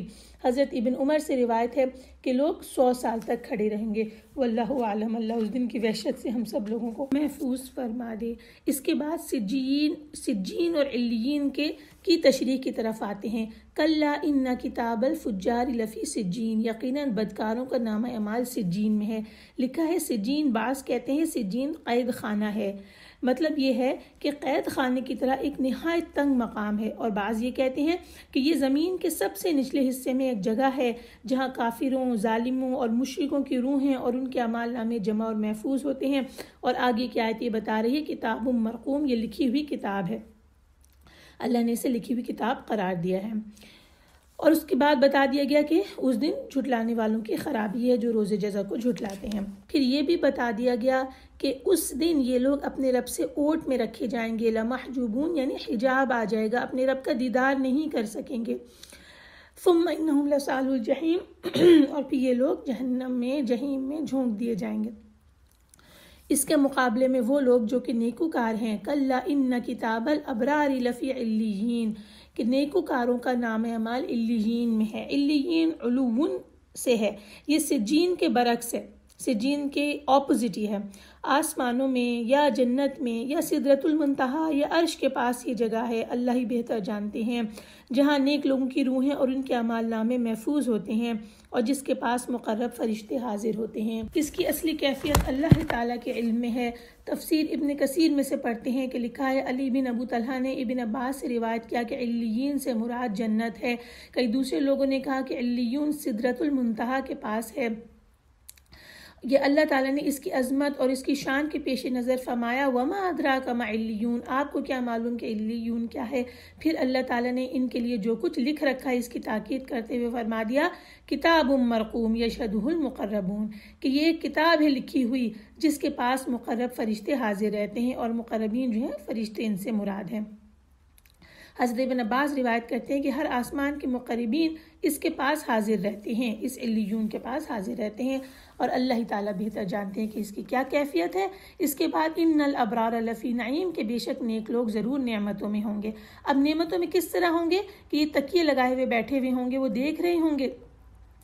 ایک یہ بھی معنی بیان کیے گئے کہ اپنی بادشاہت، اپنی ملکیت اور اللہ تعالیٰ کے فضل و کرم کو دیکھ رہے ہوں گے جو کبھی ختم نہیں ہوگا۔ دوسرے معنی یہ بیان کیے گئے ہیں کیا دیکھ رہے ہوں گے، اپنے رب تعالیٰ کا دیدار کر رہے ہوں گے، کیونکہ سجین کے لیے کیا بتایا گیا، کلا انہم عن ربہم یومئذ لمحجوبون، ان کے درمیان اور اللہ کے درمیان تو حجاب کر دیا جائے گا، اور مومنین تختوں اور بچھونوں پر بیٹھے ہوئے اپنے رب کے دیدار کی سعادت سے بہرور ہو رہے ہوں گے۔ اس کے بعد بتایا گیا کہ انہیں رحیق مختوم ملے گی۔ رحیق صاف، شفاف اور خالص شراب کو کہتے ہیں جس میں کسی چیز کی آمیزش نہ ہو، اور مختوم سر بمہر یعنی مہر لگی ہوئی، یہ اس کے خالص پن کی وضاحت کے لیے ہے۔ اور کچھ یہ کہتے ہیں کہ اس شراب میں کستوری ملی ہوئی ہوگی جس سے اس کا ذائقہ بہترین ہو جائے گا اور خوشبو راحت افزا ہو جائے گی اور وہ مومنین کو پلائی جائے گی۔ کچھ کا کہنا یہ ہے کہ اس کا آخری گھونٹ کستوری کا ہوگا، یعنی ختامن کے معنی خوشبو کے ہیں، ایسی شراب جس کی خوشبو کستوری کی طرح ہوگی۔ اللہ ہی بہتر جانے کہ اس شراب کی کیا کیا کوالٹیز ہوں گی۔ اللہ تعالیٰ ہم سب کو اس میں سے پینے کی توفیق عطا فرمائے۔ پھر اس پر یہ بتایا گیا کہ اس کی آمیزش تسنیم سے ہوگی۔ اچھا، تسنیم کیا ہے؟ تسنیم شراب وہ ہے جو جنت کے بالائی علاقوں یعنی اوپر کے علاقوں سے ایک چشمے کے ذریعے سے آئے گی، اور یہ جنت کی بہترین اور اعلیٰ ترین شراب ہوگی۔ اللہ تعالی ہم سب کو اس میں سے پینے کی توفیق دے۔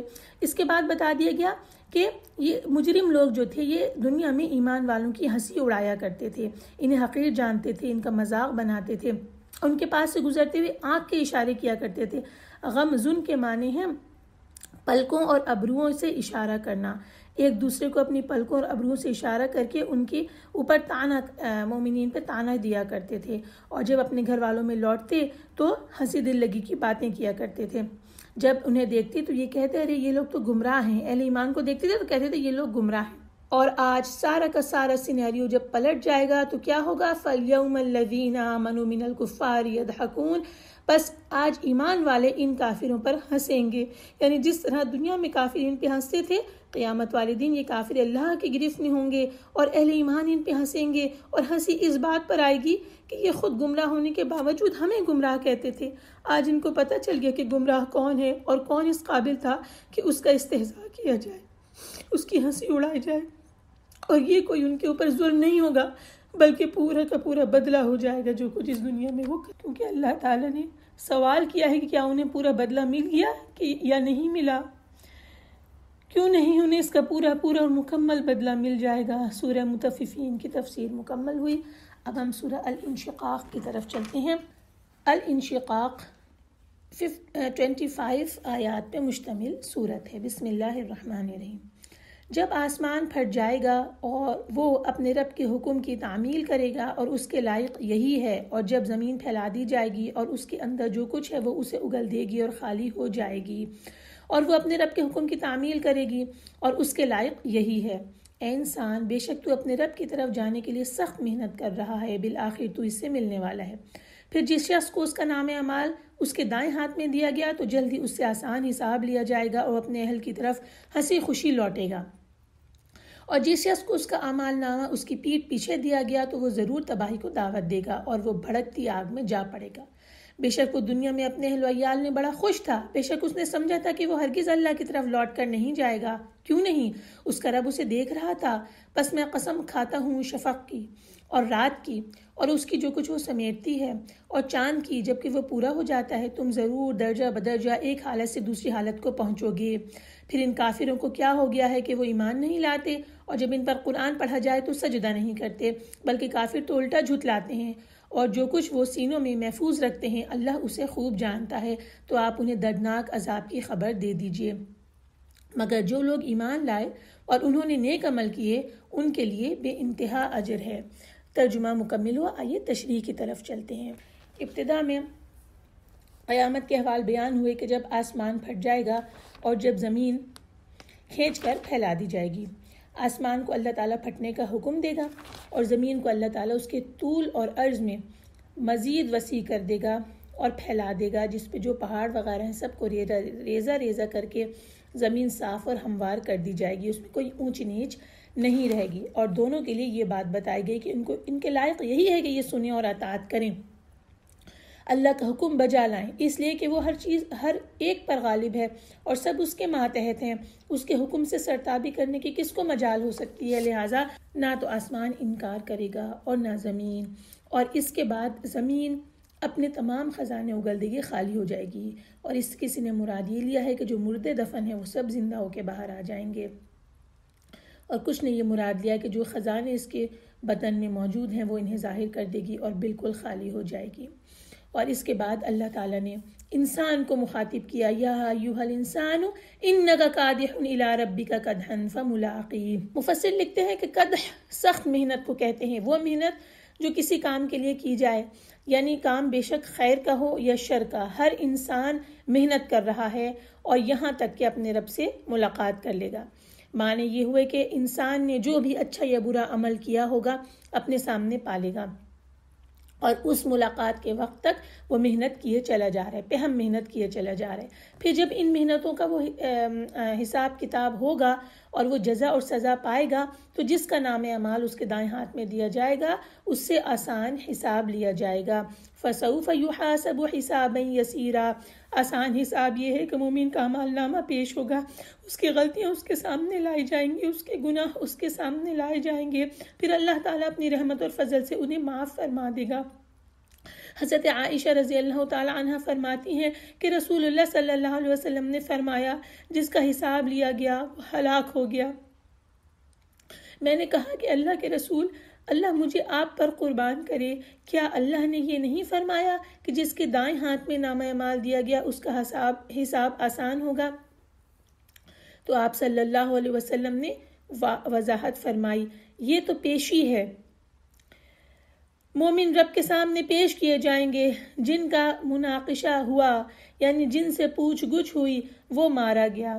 یہ صحیح بخاری میں تفسیر سورہ الانشقاق میں حدیث لکھی گئی ہے، اور ایک روایت میں یہ ہے کہ حضرت عائشہ فرماتی ہیں کہ رسول اللہ صلی اللہ علیہ وسلم نماز میں یہ دعا پڑھتے، اللہم حاسبنی حسابا یسیرا، اے اللہ میرا حساب آسان فرمانا۔ جب نماز سے فراغت کے بعد میں نے ان سے پوچھا کہ حسابا یسیرا کا کیا مطلب ہے تو رسول اللہ صلی اللہ علیہ وسلم نے فرمایا، اللہ تعالیٰ اس کا اعمال نامہ دیکھے گا اور پھر اسے معاف فرما دے گا۔ ہم اللہ تعالیٰ سے آسان حساب کا سوال کرتے ہیں، اللہم حاسبنا حسابا یسیرا۔ پھر جب آسان حساب ہو جائے گا تو وہ اپنے اہل و عیال کی طرف خوشی خوشی لوٹے گا، یعنی وہ اس کے گھر والے جو جنتی ہوں گے ان کے پاس وہ آئے گا، اور اس کی خوشی جو ہے وہ اس بات کے لیے ہوگی کہ اس کا اعمال نامہ اس کے دائیں ہاتھ میں مل گیا اور وہ کامیاب لوگوں میں شامل ہو گیا، یہ خوشی کی وجہ ہوگی۔ اور اللہ تعالیٰ کی عطا کردہ نعمتوں پر مسرت کا وہ اظہار کرے گا۔ اس کے برعکس جس شخص کو اس کا نام اعمال پیٹھ کے پیچھے دیا گیا، یعنی ہاتھ کو پیٹھ کے پیچھے لے جائے گا اور پھر اس کے بائیں ہاتھ میں اس کا نام اعمال دیا جائے گا، اس کا کیا حال ہوگا؟ فَسَوْفَ يَدْعُو ثُبُورًا، وہ عنقریب ہلاکت کو پکارے گا، تباہی کو پکارے گا۔ آگے کی آیت میں بڑی اہم بات آ رہی ہے کہ بلا شبہ وہ اپنے اہل و عیال میں بڑا خوش تھا۔ آئیے اس کو دیکھتے ہیں کہ یہ شخص جو کہ اپنے اہل و عیال میں خوش اور مسرور رہا کرتا تھا، اسے اللہ تعالیٰ نے اس کا نام اعمال اس کے بائیں ہاتھ میں دیا۔ تو اس کا کیا مطلب ہوا کہ کیا اہل ایمان جن کا نام اعمال ان کے دائیں ہاتھ میں دیا جائے گا، وہ دنیا میں اپنے اہل و عیال میں خوش اور مسرور نہیں رہا کرتے تھے؟ یہ سوال یہاں پیدا ہوا۔ آئیے دیکھیں تفسیر میں ہی اس کا جواب مل گیا۔ لکھا ہوا ہے کہ یہ شخص جس کے لیے کہا گیا انہ کان فی اہلہ مسرورا، یہ وہ تھا جو کہ اپنے اہل و عیال کے ساتھ مست رہتا تھا اور انجام کے بارے میں نہیں سوچتا تھا اور آگے پیش آنے والے حالات سے نہیں ڈرتا تھا۔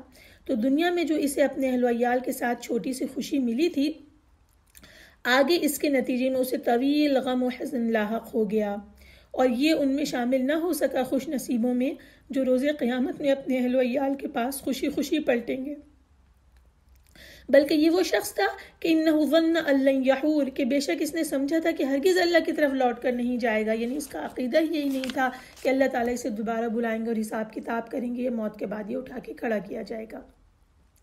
حالانکہ حقیقت یہ نہیں تھی۔ بلا ان ربہ کان بہ بصیرا، کیوں نہیں، بلا شبہ اس کا پروردگار اسے دیکھ رہا تھا۔ تو ہمیں یہ بات ہمیشہ یاد رکھنی چاہیے، اپنے اہل و عیال کے درمیان خوش رہیں، انجوائے کریں، مگر یہ ہمیشہ یاد رکھیں کہ ہر عمل جو ہم یہاں کر رہے ہیں اپنے اہل و عیال کے درمیان ثبت ہو رہا ہے، اللہ تعالیٰ ہمیں دیکھ رہا ہے اور ایک دن اس کا حساب ضرور لے گا۔ آگے پھر قسم کی آیات آتی ہیں۔ فلا اقسم بالشفق، سب سے پہلے شفق کی قسم کھائی گئی۔ شفق اس سرخی کو کہتے ہیں جو سورج غروب ہونے کے بعد آسمان پہ ظاہر ہو جاتی ہے اور عشاء کا وقت شروع ہونے تک رہتی ہے۔ پھر قسم کھائی گئی رات کی اور اس کی جو وہ جمع کرتی ہے۔ یہاں بتایا گیا کہ رات اندھیرا ہوتے ہی ہر چیز اپنے مسکن کی طرف لوٹ آتی ہے اور رات کا اندھیرا جن چیزوں کو اپنے دامن میں سمیٹ لیتا ہے اس کی اللہ نے قسم کھائی ہے۔ اور چاند کی جب وہ کامل ہو جاتا ہے، اور کامل کب ہوتا ہے؟ 13ویں سے لے کے 16ویں کی رات تک یہ رہتا ہے۔ اب یہ قسمیں کس بات پہ کھائی گئی ہیں؟ لَتَرْكَبُنَّ طَبَقًا عَنْ طَبَقٍ، یقیناً تم ایک حالت سے دوسری حالت پر پہنچو گے۔ اب اس بارے میں مفسرین مختلف باتیں لکھ رہے ہیں۔ کسی نے کہا کہ ایک حالت سے دوسری حالت کون سی ہے؟ پہلے آدمی انسان کی رضاعت ہوتی ہے، ماں کا دودھ پیتا ہے، پھر یہ حالت ختم ہوتی ہے، پھر وہ جوانی کے عالم میں پہنچتا ہے، پھر اس کے بعد بڑھاپے کی حالت طاری ہوتی ہے۔ تو یہ طبقاً عن طبق ہے۔ دوسرے مفسرین یہ کہتے ہیں کہ انسان کو تنگ دستی آتی ہے، پھر اس کے بعد خوشحالی آتی ہے، خوشحالی کے بعد پھر تنگ دستی آتی ہے، کبھی فقیری کے بعد امیری، کبھی امیری کے بعد فقیری، کبھی بیماری کے بعد صحت اور کبھی صحت کے بعد بیماری۔ یہ طبقاً عن طبق ہے۔ اور یہ بھی لکھا گیا ہے کہ طبقن کے معنی شدت کے ہیں، اور یہاں مراد یہ ہے کہ قیامت میں قیامت والے دن جو شدائد ہوں گے، اس روز ایک سے بڑھ کر ایک شدید حالت ہوگی۔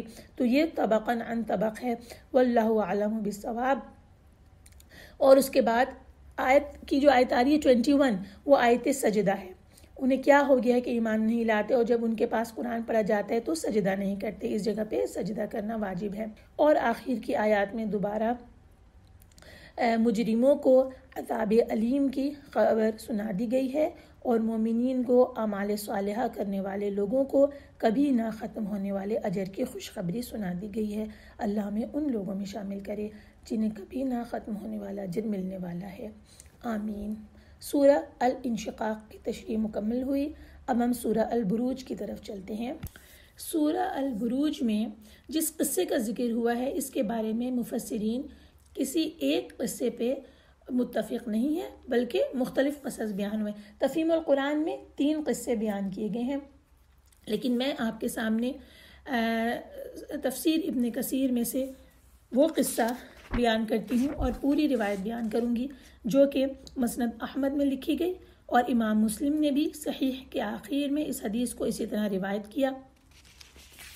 میں اس پورے قصے کو ترجمہ آپ کے سامنے پیش کروں گی اور اس کے بعد ہم سورت کے ترجمے کی طرف آئیں گے۔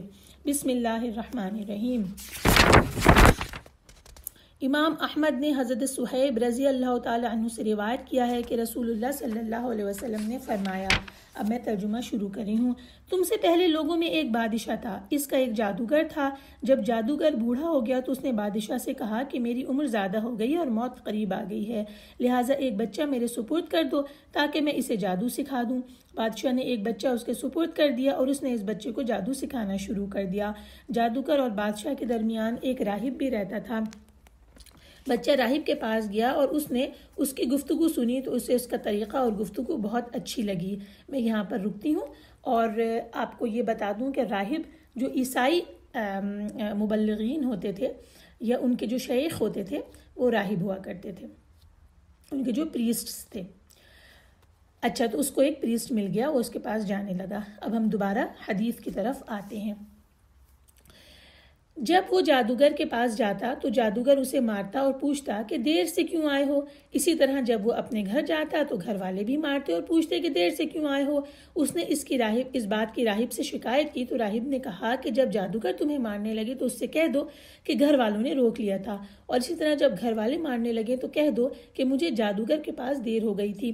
اس طرح دن گزرتے رہے۔ ایک دن اس نے دیکھا کہ ایک بہت بڑے اور خوفناک جاندار نے لوگوں کا راستہ روک رکھا ہے اور لوگ اس کے خوف کی وجہ سے راستہ عبور نہیں کر سکتے۔ اس نے ایک پتھر پکڑا اور کہا، اے اللہ، اگر راہب کا معاملہ جادوگر کے معاملے کی نسبت تجھے زیادہ پسند ہے اور زیادہ راضی کرنے والا ہے تو اس جانور کو ہلاک کر دے تاکہ لوگ راستے سے گزر جائیں۔ یہ کہہ کر اس نے پتھر پھینکا اور اس جانور کو ہلاک کر دیا، یعنی جانور ہلاک ہو گیا۔ راستہ صاف ہو گیا اور لوگ گزرنے لگے۔ اس نے راہب کو یہ خبر دی تو اس نے کہا، اے میرے بیٹے، اب تم مجھ سے بھی بڑھ کر ہو اور یقیناً عنقریب تم آزمائش میں ڈالے جاؤ گے، چنانچہ اگر تم آزمائے جاؤ تو میرے بارے میں کسی کو نہ بتانا۔ اب یہ بچہ اندھے انسان کو پھل بھری، یعنی ایک بیماری جس سے بدن پر سفید داغ پڑ جاتے ہیں، پھل بھری والے مریض کو اور دیگر بیماریوں میں مبتلا مریضوں کو ان کا علاج کرتا اور انہیں شفا نصیب ہو جاتی۔ بادشاہ کا ایک ہم نشین تھا، وہ اندھا ہو گیا۔ اس نے اس بچے کی شہرت سنی تو وہ اس کے پاس بہت سے تحائف لے کے آیا۔ اس نے کہا کہ مجھے شفا دے دو تو یہ تمام سامان تمہارا ہوگا۔ بچے نے کہا کہ میں کسی کو شفا نہیں دے سکتا، شفا دینا تو صرف اللہ تعالیٰ کا کام ہے۔ اگر تم اللہ پر ایمان لے آؤ تو میں دعا کرتا ہوں اللہ تعالیٰ تمہیں شفا عطا فرما دے گا۔ چنانچہ وہ ایمان لے آیا۔ بچے نے اللہ تعالیٰ سے اس کے لیے دعا کی تو اللہ نے اسے شفا عطا فرما دی۔ یہ شخص اب بادشاہ کے پاس جا کر اسی طرح بیٹھنے لگا جس طرح پہلے بیٹھا کرتا تھا۔ بادشاہ نے اس سے پوچھا، اے فلاں، تمہاری نظر کو کس نے درست کر دیا؟ اس نے جواب دیا، میرے رب نے۔ بادشاہ نے پوچھا، میں نے؟ اس نے کہا، نہیں، بلکہ اس نے جو میرا اور تیرا بھی رب ہے۔ بادشاہ نے پوچھا، کیا میرے علاوہ تیرا کوئی اور رب ہے؟ اس نے جواب دیا کہ ہاں، میرا اور تیرا رب اللہ ہے۔ اس کے بعد بادشاہ اسے سزا دیتا رہا حتیٰ کہ اس نے بچے کے بارے میں بتا دیا۔ بادشاہ نے بچے کو بلایا اور کہا کہ اے بیٹا، اب تمہارا جادو اس حد تک پہنچ گیا ہے کہ تم نے مادر ذات اندھے، پھل بھری اور دوسری بیماریوں کا علاج کر کے بیماروں کو شفا دینا شروع کر دی ہے۔ بچے نے جواب دیا، میں کسی کو شفا نہیں دیتا، شفا دینا تو صرف اللہ تعالیٰ کا کام ہے۔ بادشاہ نے کہا، میرا کام ہے؟ بچے نے جواب دیا، نہیں۔ بادشاہ نے پوچھا، تو پھر کیا میرے سوا کوئی اور بھی رب ہے؟ بچے نے جواب دیا، ہاں، میرا اور تیرا رب تو اللہ ہے۔ بادشاہ اسے پکڑ کر سخت تکلیفیں دیتا رہا یہاں تک کہ بچے نے راہب کے بارے میں بتا دیا۔ اب راہب کو لایا گیا۔ بادشاہ نے اس سے کہا کہ اپنے دین سے باز آ جاؤ تو اس نے انکار کر دیا۔ بادشاہ نے اس کے سر پر آرا رکھ کر اسے 2 ٹکڑا کر دیا۔ بادشاہ نے اس نابینا شخص سے بھی کہا کہ اپنے دین سے باز آ جاؤ، اس نے بھی انکار کر دیا۔ تو بادشاہ نے اس کے سر پر آرا رکھ کر اسے بھی چیر دیا حتیٰ کہ اس کے جسم کے 2 حصے ہو کر زمین پہ گر گئے۔ اب اس نے اس بچے سے کہا کہ تم بھی اپنے دین کو ترک کر دو، اس نے بھی انکار کر دیا۔ تو بادشاہ نے اسے ایک جماعت کے سپرد کر کے ایک پہاڑ کی طرف بھیج دیا اور کہا کہ جب تم اس پہاڑ کی چوٹی پہ پہنچ جاؤ تو اس بچے سے پوچھو کہ کیا تو اپنا دین چھوڑتا ہے؟ اگر یہ اپنا دین چھوڑ دے تو بہتر، ورنہ اسے پہاڑ کی چوٹی سے گرا دو۔ وہ اسے لے گئے اور جب اسے پہاڑ کی چوٹی پر چڑھے تو بچے نے دعا کی۔ ترجمہ ہے، اے اللہ، تو ان کے مقابلے میں جسے تو چاہے مجھے کافی ہو جا۔ اس سے پہاڑ لرزنے لگا اور وہ سب کے سب نیچے گر گئے اور مر گئے۔ بچہ صحیح سلامت واپس آ گیا حتیٰ کہ وہ بادشاہ کے دربار میں داخل ہوا۔ بادشاہ نے پوچھا تیرے ساتھیوں نے کیا کیا؟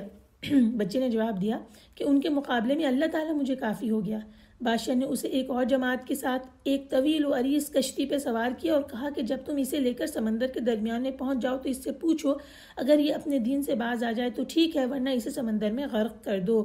وہ اسے لے کے جب سمندر میں داخل ہوئے تو بچے نے پھر وہی دعا کی، اے اللہ تو ان کے مقابلے میں جسے تو چاہے مجھے کافی ہو جا۔ چنانچہ وہ سب کے سب غرق ہو گئے اور بچہ بچ گیا۔ بچہ صحیح سلامت واپس آ گئی یہاں تک کہ وہ بادشاہ کے دربار میں داخل ہوا۔ بادشاہ نے پوچھا تیرے ساتھیوں نے کیا کیا؟ بچے نے جواب دیا کہ اللہ تعالیٰ ان کے مقابلے میں مجھے کافی ہو گیا۔ پھر بچے نے بادشاہ سے کہا کہ تو مجھے اس وقت تک قتل نہیں کر سکتا جب تک تو وہ کام نہ کر لے جس کا میں تجھے حکم دوں۔ اگر تو نے وہ کام کیا تو مجھے قتل کر سکتا ہے، ورنہ تو مجھے قتل نہیں کر سکتا۔ بادشاہ نے پوچھا وہ کیا ہے؟ بچے نے جواب دیا کہ سب لوگوں کو ایک کھلے میدان میں جمع کر، پھر مجھے ایک درخت کے تنے کے ساتھ لٹکا دے اور میرے ہی ترکش سے ایک تیر نکال لے اور یہ پڑھ، اور اسے پڑھ کر مجھے مار، بسم اللہ رب الغلام۔ مطلب ہے اس کا کہ بچے کے رب اللہ کے نام سے۔ اگر تو نے ایسا کیا تو یقیناً تو مجھے قتل کر سکتا ہے۔ بادشاہ نے ایسا ہی کیا، تیر کو کمان کے درمیان رکھا، پھر بچے کی طرف تیر پھینکا اور اس سے پہلے یہ کہا بسم اللہ رب الغلام۔ تیر بچے کی کنپٹی پر لگا، بچے نے اپنا ہاتھ اس جگہ رکھا جہاں اسے تیر لگا تھا اور پھر وہ فوت ہو گیا۔ لوگوں نے یہ منظر دیکھا تو بے ساختہ پکار اٹھے کہ ہم اس بچے کے رب پر ایمان لے آئے۔ بادشاہ سے کہا گیا دیکھو وہی ہوا نا جس سے تو ڈرتا تھا، اب تو سب لوگ اللہ پر ایمان لے آئے۔ بادشاہ نے حکم دیا تو تمام گلیوں کے دہانوں پر خندقیں کھود دی گئیں۔ خندق کا مطلب ہوتا ہے ڈچز۔ خندقیں کھود دی گئیں، ان میں آگ جلا دی گئی۔ بادشاہ نے کہا کہ جو اپنے دین سے باز آ جائے تو اسے چھوڑ دو، ورنہ اسے اس خندق میں پھینک دو۔ لوگوں نے دوڑتے ہوئے ایک دوسرے سے آگے بڑھ کر ان خندقوں میں چھلانگیں لگانا شروع کر دی۔ ایک عورت اپنے شیرخوار بچے کے ساتھ آئی، وہ آگ میں چھلانگ لگانے سے جھجکی تو بچہ بول اٹھا، ماں صبر کر، تو یقیناً حق پر ہے۔ یہاں پہ حدیث کے الفاظ ختم ہوتے ہیں اور اس کو بیان کرنے کے بعد ابن اسحاق لکھتے ہیں کہ اس بادشاہ کا نام ذو النواس تھا اور اس کے لشکر ہی کے بارے میں اللہ تعالیٰ نے یہ آیات نازل کی جو 4 سے لے کے 9 تک ہیں، جس کا ترجمہ ہے خندق والے ہلاک کیے گئے، بڑی ایندھن والی آگ والے تھے، جبکہ وہ ان خندقوں کے کنارے پر بیٹھے تھے اور جو کچھ اہل ایمان کے ساتھ کر رہے تھے اسے دیکھ رہے تھے، اور انہوں نے ان مومنوں سے اس کے علاوہ کسی چیز کا بدلہ نہیں لیا کہ وہ اللہ پر ایمان لائے تھے جو بڑا زبردست نہایت قابل تعریف ہے۔ وہ ذات کے اسی کے لیے آسمانوں اور زمین کی بادشاہی ہے اور اللہ ہر چیز پر گواہ ہے۔ آئیے اب سورہ البروج کا ترجمہ سنیے جو کہ 22 آیات پر مشتمل ہے، اور اس قصے کو پڑھ لینے کے بعد آپ کو اس کے معنی سمجھنے میں مشکل نہیں ہوگی۔ بسم اللہ الرحمن الرحیم۔ برجوں والے آسمان کی قسم اور اس دن کی جس کا وعدہ کیا گیا ہے، اور حاضر ہونے والے کی اور حاضر کیے گئے کی، ہلاک کیے گئے خندقوں والے۔ ان خندقوں میں آگ تھی ایندھن والی، جبکہ وہ ان خندقوں کے کنارے بیٹھے تھے اور جو کچھ وہ مومنوں کے ساتھ کر رہے تھے اسے دیکھ رہے تھے، اور انہیں ان مومنوں کا یہی کام برا معلوم ہوا کہ وہ اللہ غالب قابل تعریف پر ایمان لائے تھے۔ وہ ذات کے اسی کے لیے آسمانوں اور زمین کی بادشاہی ہے اور اللہ ہر چیز پر شاہد ہے۔ بے شک جنہوں نے مومن مردوں مومن عورتوں کو ستایا پھر توبہ نہ کی تو ان کے لیے جہنم کا عذاب ہے اور ان کے لیے جلانے والا عذاب ہے۔ بے شک جو لوگ ایمان لائے اور انہوں نے نیک عمل کیے ان کے لیے باغات ہیں جن کے نیچے نہریں بہتی ہیں، یہی ہے بہت بڑی کامیابی۔ بے شک آپ کے رب کی پکڑ نہایت سخت ہے۔ بے شک وہی پہلی بار پیدا کرتے اور وہی دوبارہ پیدا کرے گا، اور وہ بڑا بخشنے والا بہت محبت کرنے والا ہے۔ وہ عرش کا مالک اونچی شان والا ہے، جو چاہے کر گزرتا ہے۔ کیا آپ کے پاس لشکروں کی خبر پہنچی ہے، یعنی فرعون اور ثمود کی؟ بلکہ کافر تو جھٹلانے میں لگے ہوئے ہیں اور اللہ ہر طرف سے انہیں گھیرے ہوئے ہے۔ بلکہ یہ قرآن اونچی شان والا ہے، لوح محفوظ میں لکھا ہوا۔ صدق اللہ العظیم۔ آئیے ابتدائی آیات میں جو قسم کھائی گئی ہے اس کے معنی دیکھ لیتے ہیں۔ باقی تمام قصہ آپ کے سامنے ہم پہلے بیان کر چکے ہیں۔ اللہ نے قسم کھائی والسماء ذات البروج، آسمان کی جو کہ برجوں والا ہے۔ مفسرین یہ کہتے ہیں کہ بروج سے مراد ستارے ہیں۔ ایک جگہ یہ لکھا گیا ہے کہ اس سے سورج اور چاند کی منزلیں مراد ہیں، اور یہ 12 برج ہیں۔ سورج ان میں سے ہر ایک میں 1 مہینہ چلتا ہے اور چاند ان میں سے ہر ایک میں 2 دن اور 1/3 دن چلتا ہے، یعنی 2 1/3۔ تو یہ 28 منزلیں ہوئیں اور پھر 2 دن چاند چھپا رہتا ہے۔ واللہ عالم، یہ اللہ نے برجوں والے آسمان کی قسم کھائی ہے، اور دوسرا والیوم الموعود، اور یوم الموعود کی، شاہدین و مشہود، حاضر ہونے والے اور حاضر کیے گئے کی قسم۔ آئیے ان سب کو ہم دیکھ لیتے ہیں۔ یوم الموعود، وعدہ کیے ہوا دن، یہ بالاتفاق اس سے مراد یہ ہے کہ یہ قیامت کا دن ہے، لیکن شاہدین و مشہود کے بارے میں مفسرین کے درمیان اختلاف ہے۔ کچھ کہتے ہیں کہ شاہد جمعہ کا دن ہے، اس دن جس نے جو بھی عمل کیا ہو یہ قیامت کے دن اس کی گواہی دے گا، اور مشہود سے کہتے ہیں کہ یہ عرفہ کا دن ہے، 9 ذی الحجہ کا دن ہے، جس دن لوگ حج کے لیے جمع ہوتے ہیں اور حاضر ہوتے ہیں۔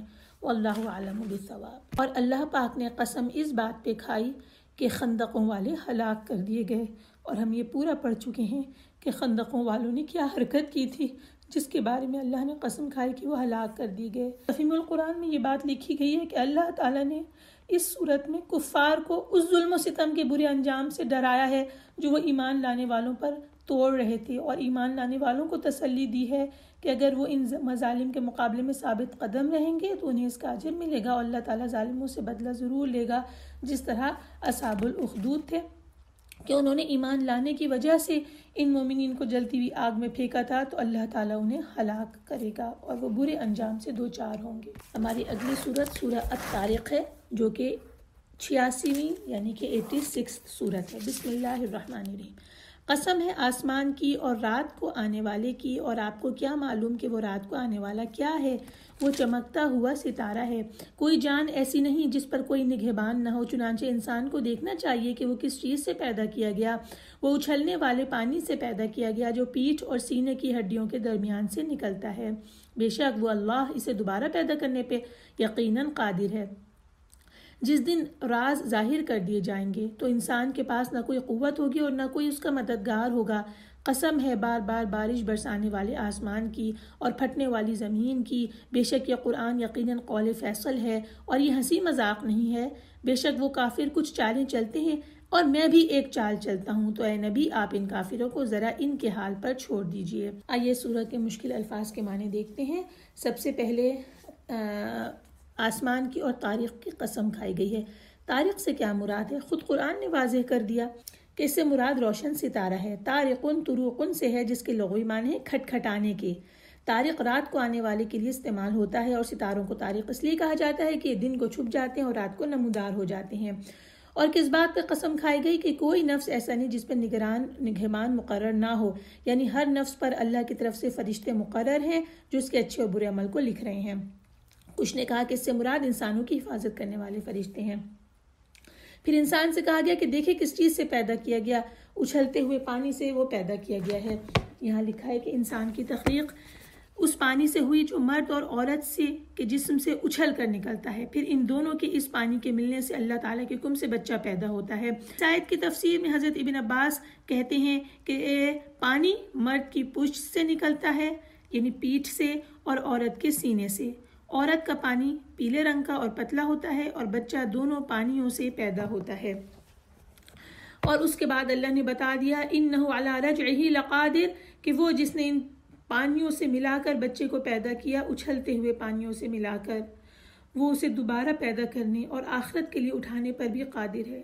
جو پہلی دفعہ پیدا کر دیتا ہے وہ دوبارہ پیدا کرنے کی قدرت بھی رکھتا ہے۔ پھر آگے بارش والے آسمان کی اور پھٹنے والی زمین کی قسم کھا کر یہ بتا دیا گیا کہ انہ لقول فصل وما هو بالہزل، یہ قرآن دو ٹوک فیصلہ کرنے والا کلام ہے، یہ ہنسی کی اور بے فائدہ بات نہیں ہے۔ حضرت ابن عباس فرماتے ہیں کہ اس کے معنی یہ ہے کہ یہ قرآن حق ہے اور یہ ہنسی مذاق نہیں ہے، یہ لہو و لعب نہیں ہے، یہ بے فائدہ اور بے مقصد نہیں ہے۔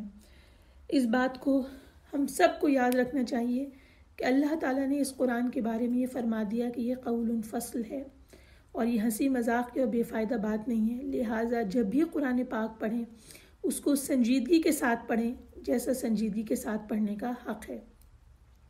اور آخر میں اللہ تعالیٰ نے نبی پاک صلی اللہ علیہ وسلم سے کہہ دیا کہ آپ انہیں مہلت دے دیجئے، یعنی آپ دیکھ لیں گے کہ میں انہیں کس طرح عذاب، سزا اور تباہی و بربادی میں مبتلا کرتا ہوں۔ وقت اس بات کو خود بخود بتائے گا کہ ان کے اوپر کیا عذاب اللہ کا نازل ہوتا ہے۔ اسی طرح سورہ لقمان میں آیا ہے، ہم انہیں تھوڑا سا فائدہ دیتے ہیں، پھر ہم انہیں سخت عذاب کی طرف مجبور کر دیں گے۔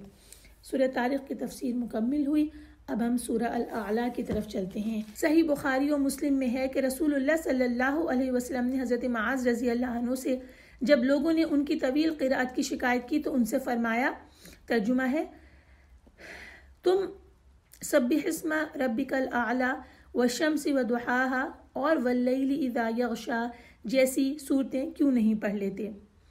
حدیث کے الفاظ یہاں ختم ہوئے۔ امام احمد نے حضرت نعمان بن بشیر سے روایت کیا کہ رسول اللہ صلی اللہ علیہ وسلم عیدین کی نمازوں میں سبح اسم ربک الاعلی اور هل اتاک حدیث الغاشیہ کی تلاوت فرمایا کرتے تھے، اور اگر عید جمعے کے دن آ جاتی تو پھر بھی آپ عید اور جمعے کی دونوں نمازوں میں انہی صورتوں کو پڑھا کرتے تھے۔ اب ہم سورہ الاعلیٰ کا ترجمہ سنتے ہیں۔ بسم اللہ الرحمن الرحیم۔ آپ اپنے سب سے بلند رب کے نام کی تسبیح کریں، جس نے پیدا کیا پھر ٹھیک ٹھاک بنایا، اور جس نے اندازہ کیا پھر ہدایت دی، اور جس نے زمین سے چارہ نکالا پھر اسے خشک سیاہ کوڑا کرکٹ بنا دیا۔ ہم جلد آپ کو پڑھائیں گے، پھر آپ نہ بھولیں گے مگر جو اللہ چاہے۔ بے شک وہ ظاہر کو جانتا ہے اور مخفی کو بھی، اور ہم آپ کو آسان راستے کی توفیق دیں گے، پھر آپ نصیحت کیجیے اگر نصیحت نفع دے۔ جو ڈرتا ہے وہ ضرور نصیحت قبول کرے گا، اور انتہائی بدبخت ہی اس سے دور رہے گا جو بہت بڑی آگ میں جائے گا، پھر وہ اس میں نہ مرے گا نہ جیے گا۔ یقیناً فلاح پا گیا وہ جو پاک ہوا اور اپنے رب کا نام یاد کیا پھر نماز پڑھی، بلکہ تم دنیا کی زندگی کو ترجیح دیتے ہو حالانکہ آخرت بہت بہتر اور باقی رہنے والی ہے۔ بے شک یہ بات پہلے صحیفوں میں بھی کہی گئی تھی، یعنی ابراہیم اور موسیٰ کے صحیفوں میں۔ سورہ الاعلیٰ کا ترجمہ مکمل ہوا، آئیے اس کی تشریح کی طرف چلتے ہیں۔ اتنی پیاری صورت جس میں تسلسل کے ساتھ یوں لگتا ہے جیسے کہ کوئی دریا رواں ہو۔ سب سے پہلے تسبیح کا حکم دیا گیا ہے۔ سبح اسم ربک الاعلی، اپنے سب سے بلند رب کے نام کی تسبیح کریں۔ امام احمد نے حضرت ابن عباس سے روایت کیا کہ رسول اللہ صلی اللہ علیہ وسلم جب سبح اسم ربک الاعلی پڑھتے تو فرماتے سبحان ربی الاعلی۔ اس کے بعد اللہ تعالیٰ نے بتا دیا کہ جس نے پیدا کیا پھر درست بنایا، پھر جس نے اندازہ ٹھہرایا پھر ہدایت دی اور چارہ اگایا، پھر اس کو سکھا کر سیاہ کوڑا کر دیا۔ وہ رب جو یہ سب کچھ کرنے والا ہے، جس کے نام کی تسبیح کرنے کا حکم دیا گیا ہے، اسی رب نے اپنے نبی کو یہ حکم دیا، سنقرئک فلا تنسیٰ، ہم تجھے پڑھا دیں گے پھر تو نہ بھولے گا۔ لکھا ہے کہ حضرت جبرائیل علیہ السلام وحی لے کر آتے تو آپ اسے جلدی جلدی پڑھتے تاکہ بھول نہ جائے۔ اللہ تعالیٰ نے فرما دیا کہ آپ جلدی نہ کریں، نازل شدہ وحی ہم آپ کو پڑھوائیں گے، آپ کی زبان پہ جاری کریں گے، آپ اسے نہیں بھولیں گے۔ الا ماشاء اللہ کے بارے میں مفسرین لکھتے ہیں کہ یہ استثناء ہے، یعنی ایکسیپشن ہے، کہ سوائے اس کے جو کہ اللہ تعالیٰ خود اٹھا لیں گے، یعنی وہ منسوخ ہو جائے گا۔ تو رسول اللہ صلی اللہ علیہ وسلم پر ایسی آیات بھی نازل ہوئیں جسے بعد میں اللہ تعالیٰ نے بھلا دیا ان کے دل و دماغ سے اور وہ منسوخ ہو گئیں۔ اس کے بعد وَنُيَسِّرُكَ لِلْيُسْرَىٰ، ہم آپ کو آسان راستے کی توفیق دیں گے۔ اس سے مراد یہ لکھی گئی ہے کہ بھلائی کے کاموں اور باتوں کو آسان بنا دیں گے، اور یہ بھی لکھا گیا ہے کہ ہم آپ کو آسان اور سادہ شریعت عطا کریں گے جو بالکل سیدھی اور صحیح ہوگی، جس میں کوئی ٹیڑھ و دشواری نہیں ہوگی۔ پھر یہ حکم دیا گیا کہ آپ نصیحت کیجیے اگر نصیحت نفع دے، یعنی وہاں نصیحت کریں جہاں پر نفع ملے، اور جب نصیحت کر دیں گے تو کون اسے قبول کرے گا؟ من یخشا، وہ جو کہ ڈرنے والا ہے۔ آپ جو بات بھی پہنچائیں گے اور جو نصیحت بھی کریں گے تو وہ شخص جو اللہ تعالیٰ سے ڈرتا ہوگا اور جو جانتا ہوگا کہ ایک دن اسے اپنے رب سے ملنا ہے، وہ اس نصیحت کو قبول کر لے گا۔ لیکن اسے وہ قبول نہیں کرے گا جو اشقا ہے، یعنی بدبخت ہے، اور وہ بڑی آگ میں داخل ہوگا، اس میں جہاں پر وہ نہ جیے گا نہ مرے گا۔ اس کے بعد یہ بات بتا دی گئی کہ کامیاب لوگ کون ہیں۔ کامیاب وہ ہیں جو پاکی اختیار کریں، یعنی اپنے نفس کو گندے اخلاق سے پاک کریں، اور جو اپنے رب کا نام یاد کریں اور صلات ادا کریں۔ لیکن حقیقت یہ بتا دی کہ انسان ایسا کیوں نہیں کر پاتا، کیونکہ وہ دنیا کی زندگی کو ترجیح دیتا ہے، حالانکہ آخرت بہت بہتر اور زیادہ باقی رہنے والی ہے۔ رسول اللہ صلی اللہ علیہ وسلم فرماتے ہیں، حدیث کا ترجمہ بیان کری ہوں، جس نے اپنی دنیا سے محبت کی اس نے اپنی آخرت کو نقصان پہنچایا، اور جس نے اپنی آخرت کو محبوب بنا لیا اس نے اپنی دنیا کو نقصان پہنچایا۔ لہٰذا تم فنا ہونے والی زندگی پر باقی رہنے والی زندگی کو ترجیح دو۔ یہاں حدیث کے الفاظ ختم ہوتے ہیں، اور یہ بتا دیا گیا کہ یہی بات پچھلے صحیفوں میں بھی لکھی گئی تھی، ابراہیم علیہ السلام اور موسیٰ کے صحیفوں میں۔ کون سی بات لکھی گئی تھی پچھلے صحیفوں میں؟ یہی کہ وہ کامیاب ہو گیا جو پاک ہوا اور رب کا نام یاد کیا، صلاۃ ادا کی، اور تم دنیا کی زندگی کو ترجیح دیتے ہو حالانکہ آخرت بہتر اور زیادہ باقی رہنے والی ہے۔ تو یہ پورا کلام صحف موسیٰ و ابراہیم میں بھی تھا۔ حافظ ابن جریر رحمہ اللہ نے یہ موقف اختیار کیا ہے۔ سورہ الاعلیٰ کی تشریح مکمل ہوئی۔ اب ہم سورہ الغاشیہ کی طرف چلتے ہیں جو کہ 26 آیات پہ مشتمل ہے۔ آئیے ترجمہ سنتے ہیں۔ بسم اللہ الرحمن الرحیم۔ کیا آپ کو چھا جانے والی قیامت کی خبر پہنچی ہے؟ اس دن کئی چہرے ذلیل ہوں گے، سخت محنت کرنے والے تھکے ماندے ہوں گے، دہکتی آگ میں داخل ہوں گے، انہیں گرم کھولتے چشمے کا پانی پلایا جائے گا، ان کا طعام صرف خاردار جھاڑیاں ہوگا جو نہ موٹا کرے گا نہ بھوک مٹائے گا۔ اس دن کئی چہرے تر و تازہ ہوں گے، اپنی کوشش پر خوش ہوں گے، بہشت برین میں ہوں گے، وہ اس میں کوئی لغو بات نہ سنیں گے، اس میں ایک چشمہ جاری ہوگا، اس میں اونچے تخت ہوں گے اور جام رکھے ہوں گے، اور قطاروں میں گاؤ تکیے لگے ہوں گے اور عمدہ قالیچے بچھی ہوں گے۔ کیا وہ اونٹوں کی طرف نہیں دیکھتے کہ وہ کیسے پیدا کیے گئے ہیں، اور آسمان کی طرف کہ کیسے بلند کیا گیا ہے، اور پہاڑوں کی طرف کہ کیسے گاڑے گئے ہیں، اور زمین کی طرف کہ کیسے بچھائی گئی ہے؟ چنانچہ آپ نصیحت کیجیے، آپ تو صرف نصیحت کرنے والے ہیں، آپ ان پر کوئی فوجدار نہیں، مگر جس نے منہ موڑا اور کفر کیا تو اسے اللہ بہت بڑا عذاب دے گا۔ بے شک ہماری ہی طرف ان کی واپسی ہے، پھر بے شک ان کا حساب لینا ہمارے ہی ذمے ہے۔ سورت کا ترجمہ مکمل ہوا۔ اب اس کی تشریح کی طرف چلتے ہیں۔ سب سے پہلے حل اتاک حدیث الغاشیہ، کیا آپ کو غاشیہ کی خبر پہنچی ہے؟ غاشیہ چھا جانے والی، یہ قیامت کے ناموں میں سے ایک نام ہے۔ حضرت ابن عباس بیان کرتے ہیں کہ کیونکہ یہ سب لوگوں کو ڈھانپ لے گی اس لیے اسے ڈھانپ لینے والی یا چھا جانے والی کہا گیا ہے۔ اور اس کے بعد چہروں کا بیان آ گیا۔ سب سے پہلے یہ بتا دیا گیا کہ وجوہ یومئذ خاشعہ، کچھ چہرے اس دن خاشعہ ہوں گے، ڈرتے ہوئے، ذلیل ہوں گے۔ ذلیل کے معنی میں ہے، خشوع کے معنی میں ہے۔ اور یہ کیوں ہوں گے؟ عاملۃ ناصبہ، کہ سخت محنت کرنے والے تھے، تھکے ماندے ہوئے ہوں گے۔ اب اس بارے میں لکھ رہے ہیں کہ وہ چہرے ان لوگوں کے ہوں گے جنہوں نے کام تو بہت کیا حتیٰ کہ تھک گئے، لیکن قیامت کے دن یہ چہرے دہکتی ہوئی آگ میں داخل ہوں گے۔ عاملۃ ناصبہ میں کہہ رہے ہیں کہ عاملہ عمل کرنا اور ناصبہ تھک کر چور ہو جانا، یعنی انہیں اتنا پرمشقت عذاب ہوگا کہ اس سے ان کا حال سخت چور ہو جانے والا ہوگا۔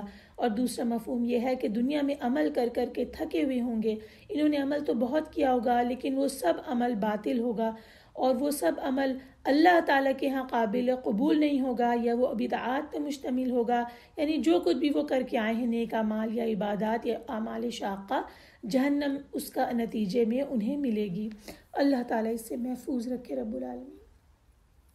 پھر وہاں پر جا کر انہیں سخت کھولتا ہوا پانی ملے گا جس کی گرمی انتہا کو پہنچی ہوئی ہوگی، اور پھر کانٹے دار درختوں کے سوا کچھ کھانے کو نہ ملے گا، اور ایسا کھانا ملے گا جو نہ موٹا کرے نہ بھوک کو مٹائے۔ ان جہنمیوں کے حال کے بعد ان لوگوں کا حال آیا جن کے چہرے تر و تازہ ہوں گے، یعنی وہ لوگ جو کہ اہل جنت ہوں گے۔ بدبختوں اور بد نصیبوں کے حال کے بعد اللہ تعالیٰ نے سعادت مند لوگوں کا حال بیان کیا۔ ان کے چہرے کیسے ہوں گے؟ ناعمہ، یعنی تر و تازہ، ان کے چہروں سے مسرت اور شادمانی جھلک رہی ہوگی، اور یہ ان کی اس کوشش کا نتیجہ ہوگا جو انہوں نے دنیا میں کی۔ لسعیہا راضیہ، اپنی کوشش پر یہ خوش ہوں گے۔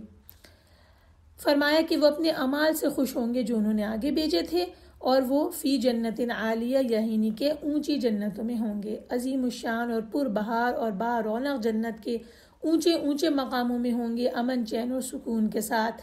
اور جنت کے اندر لا تسمعوا فیہا لاغیہ، کوئی لغو بات وہ نہیں سنیں گے۔ پھر اس میں چشمہ جاری ہوگا، عین جاری، یعنی چشمے جاری ہوں گے۔ فیہا سرور مرفوعہ، اس میں اونچے تخت ہوں گے، ایسے تخت جو بہت بلند بھی ہوں گے، بہت ملائم ہوں گے۔ سریر وہ چیز ہے جس پر انسان بیٹھتا ہے یا سوتا ہے، یعنی بستر۔ اور بیان کیا گیا کہ جب اللہ تعالیٰ کا کوئی دوست جنتی ان بلند بستروں پر بیٹھنے کا ارادہ کرے گا تو وہ خود بخود اس کے نیچے آ جائیں گے۔ ان کے پینے کے لیے آب خورے ہوں گے، یعنی وہ کپ یا گلاسز جس کے اندر وہ پئیں گے، اور وہ رکھے ہوئے ہوں گے، ان کے لیے سجے سجائے قرینے سے رکھے ہوئے ہوں گے۔ پھر ان کے پاس ٹیک لگانے کے لیے نمارق مصفوفہ ہوں گی۔ نمارق سے مراد حضرت ابن عباس کہتے ہیں کہ اس سے مراد گاؤں تکی ہیں جو کہ قطار سے لگے ہوئے ہوں گے، اور زرابی مبثوثہ عمدہ قالین جو کہ بچھے ہوئے ہوں گے۔ یہ ساری کی ساری نعمتیں اہل جنت کو ملیں گی۔ اور اس کے بعد اہل عرب سے کچھ سوال پوچھے گئے ہیں، ان بدوؤں سے جو کہ ہر وقت صحرائے عرب میں چلتے اور پھرتے تھے اور ان ساری چیزوں کو اپنی آنکھوں سے ان کا مشاہدہ کیا کرتے تھے۔ سوال کیا جا رہا ہے کہ تم اونٹ کو دیکھو کہ وہ کس طرح پیدا کیے گئے۔ اونٹ عرب میں عام تھے، اللہ نے ان کا ذکر اس لیے فرمایا کہ اس کے اوپر غور کریں کہ کتنا بڑا وجود اللہ نے اس جانور کو عطا کیا ہے اور کتنی قوت اور طاقت اس کے اندر رکھی ہے۔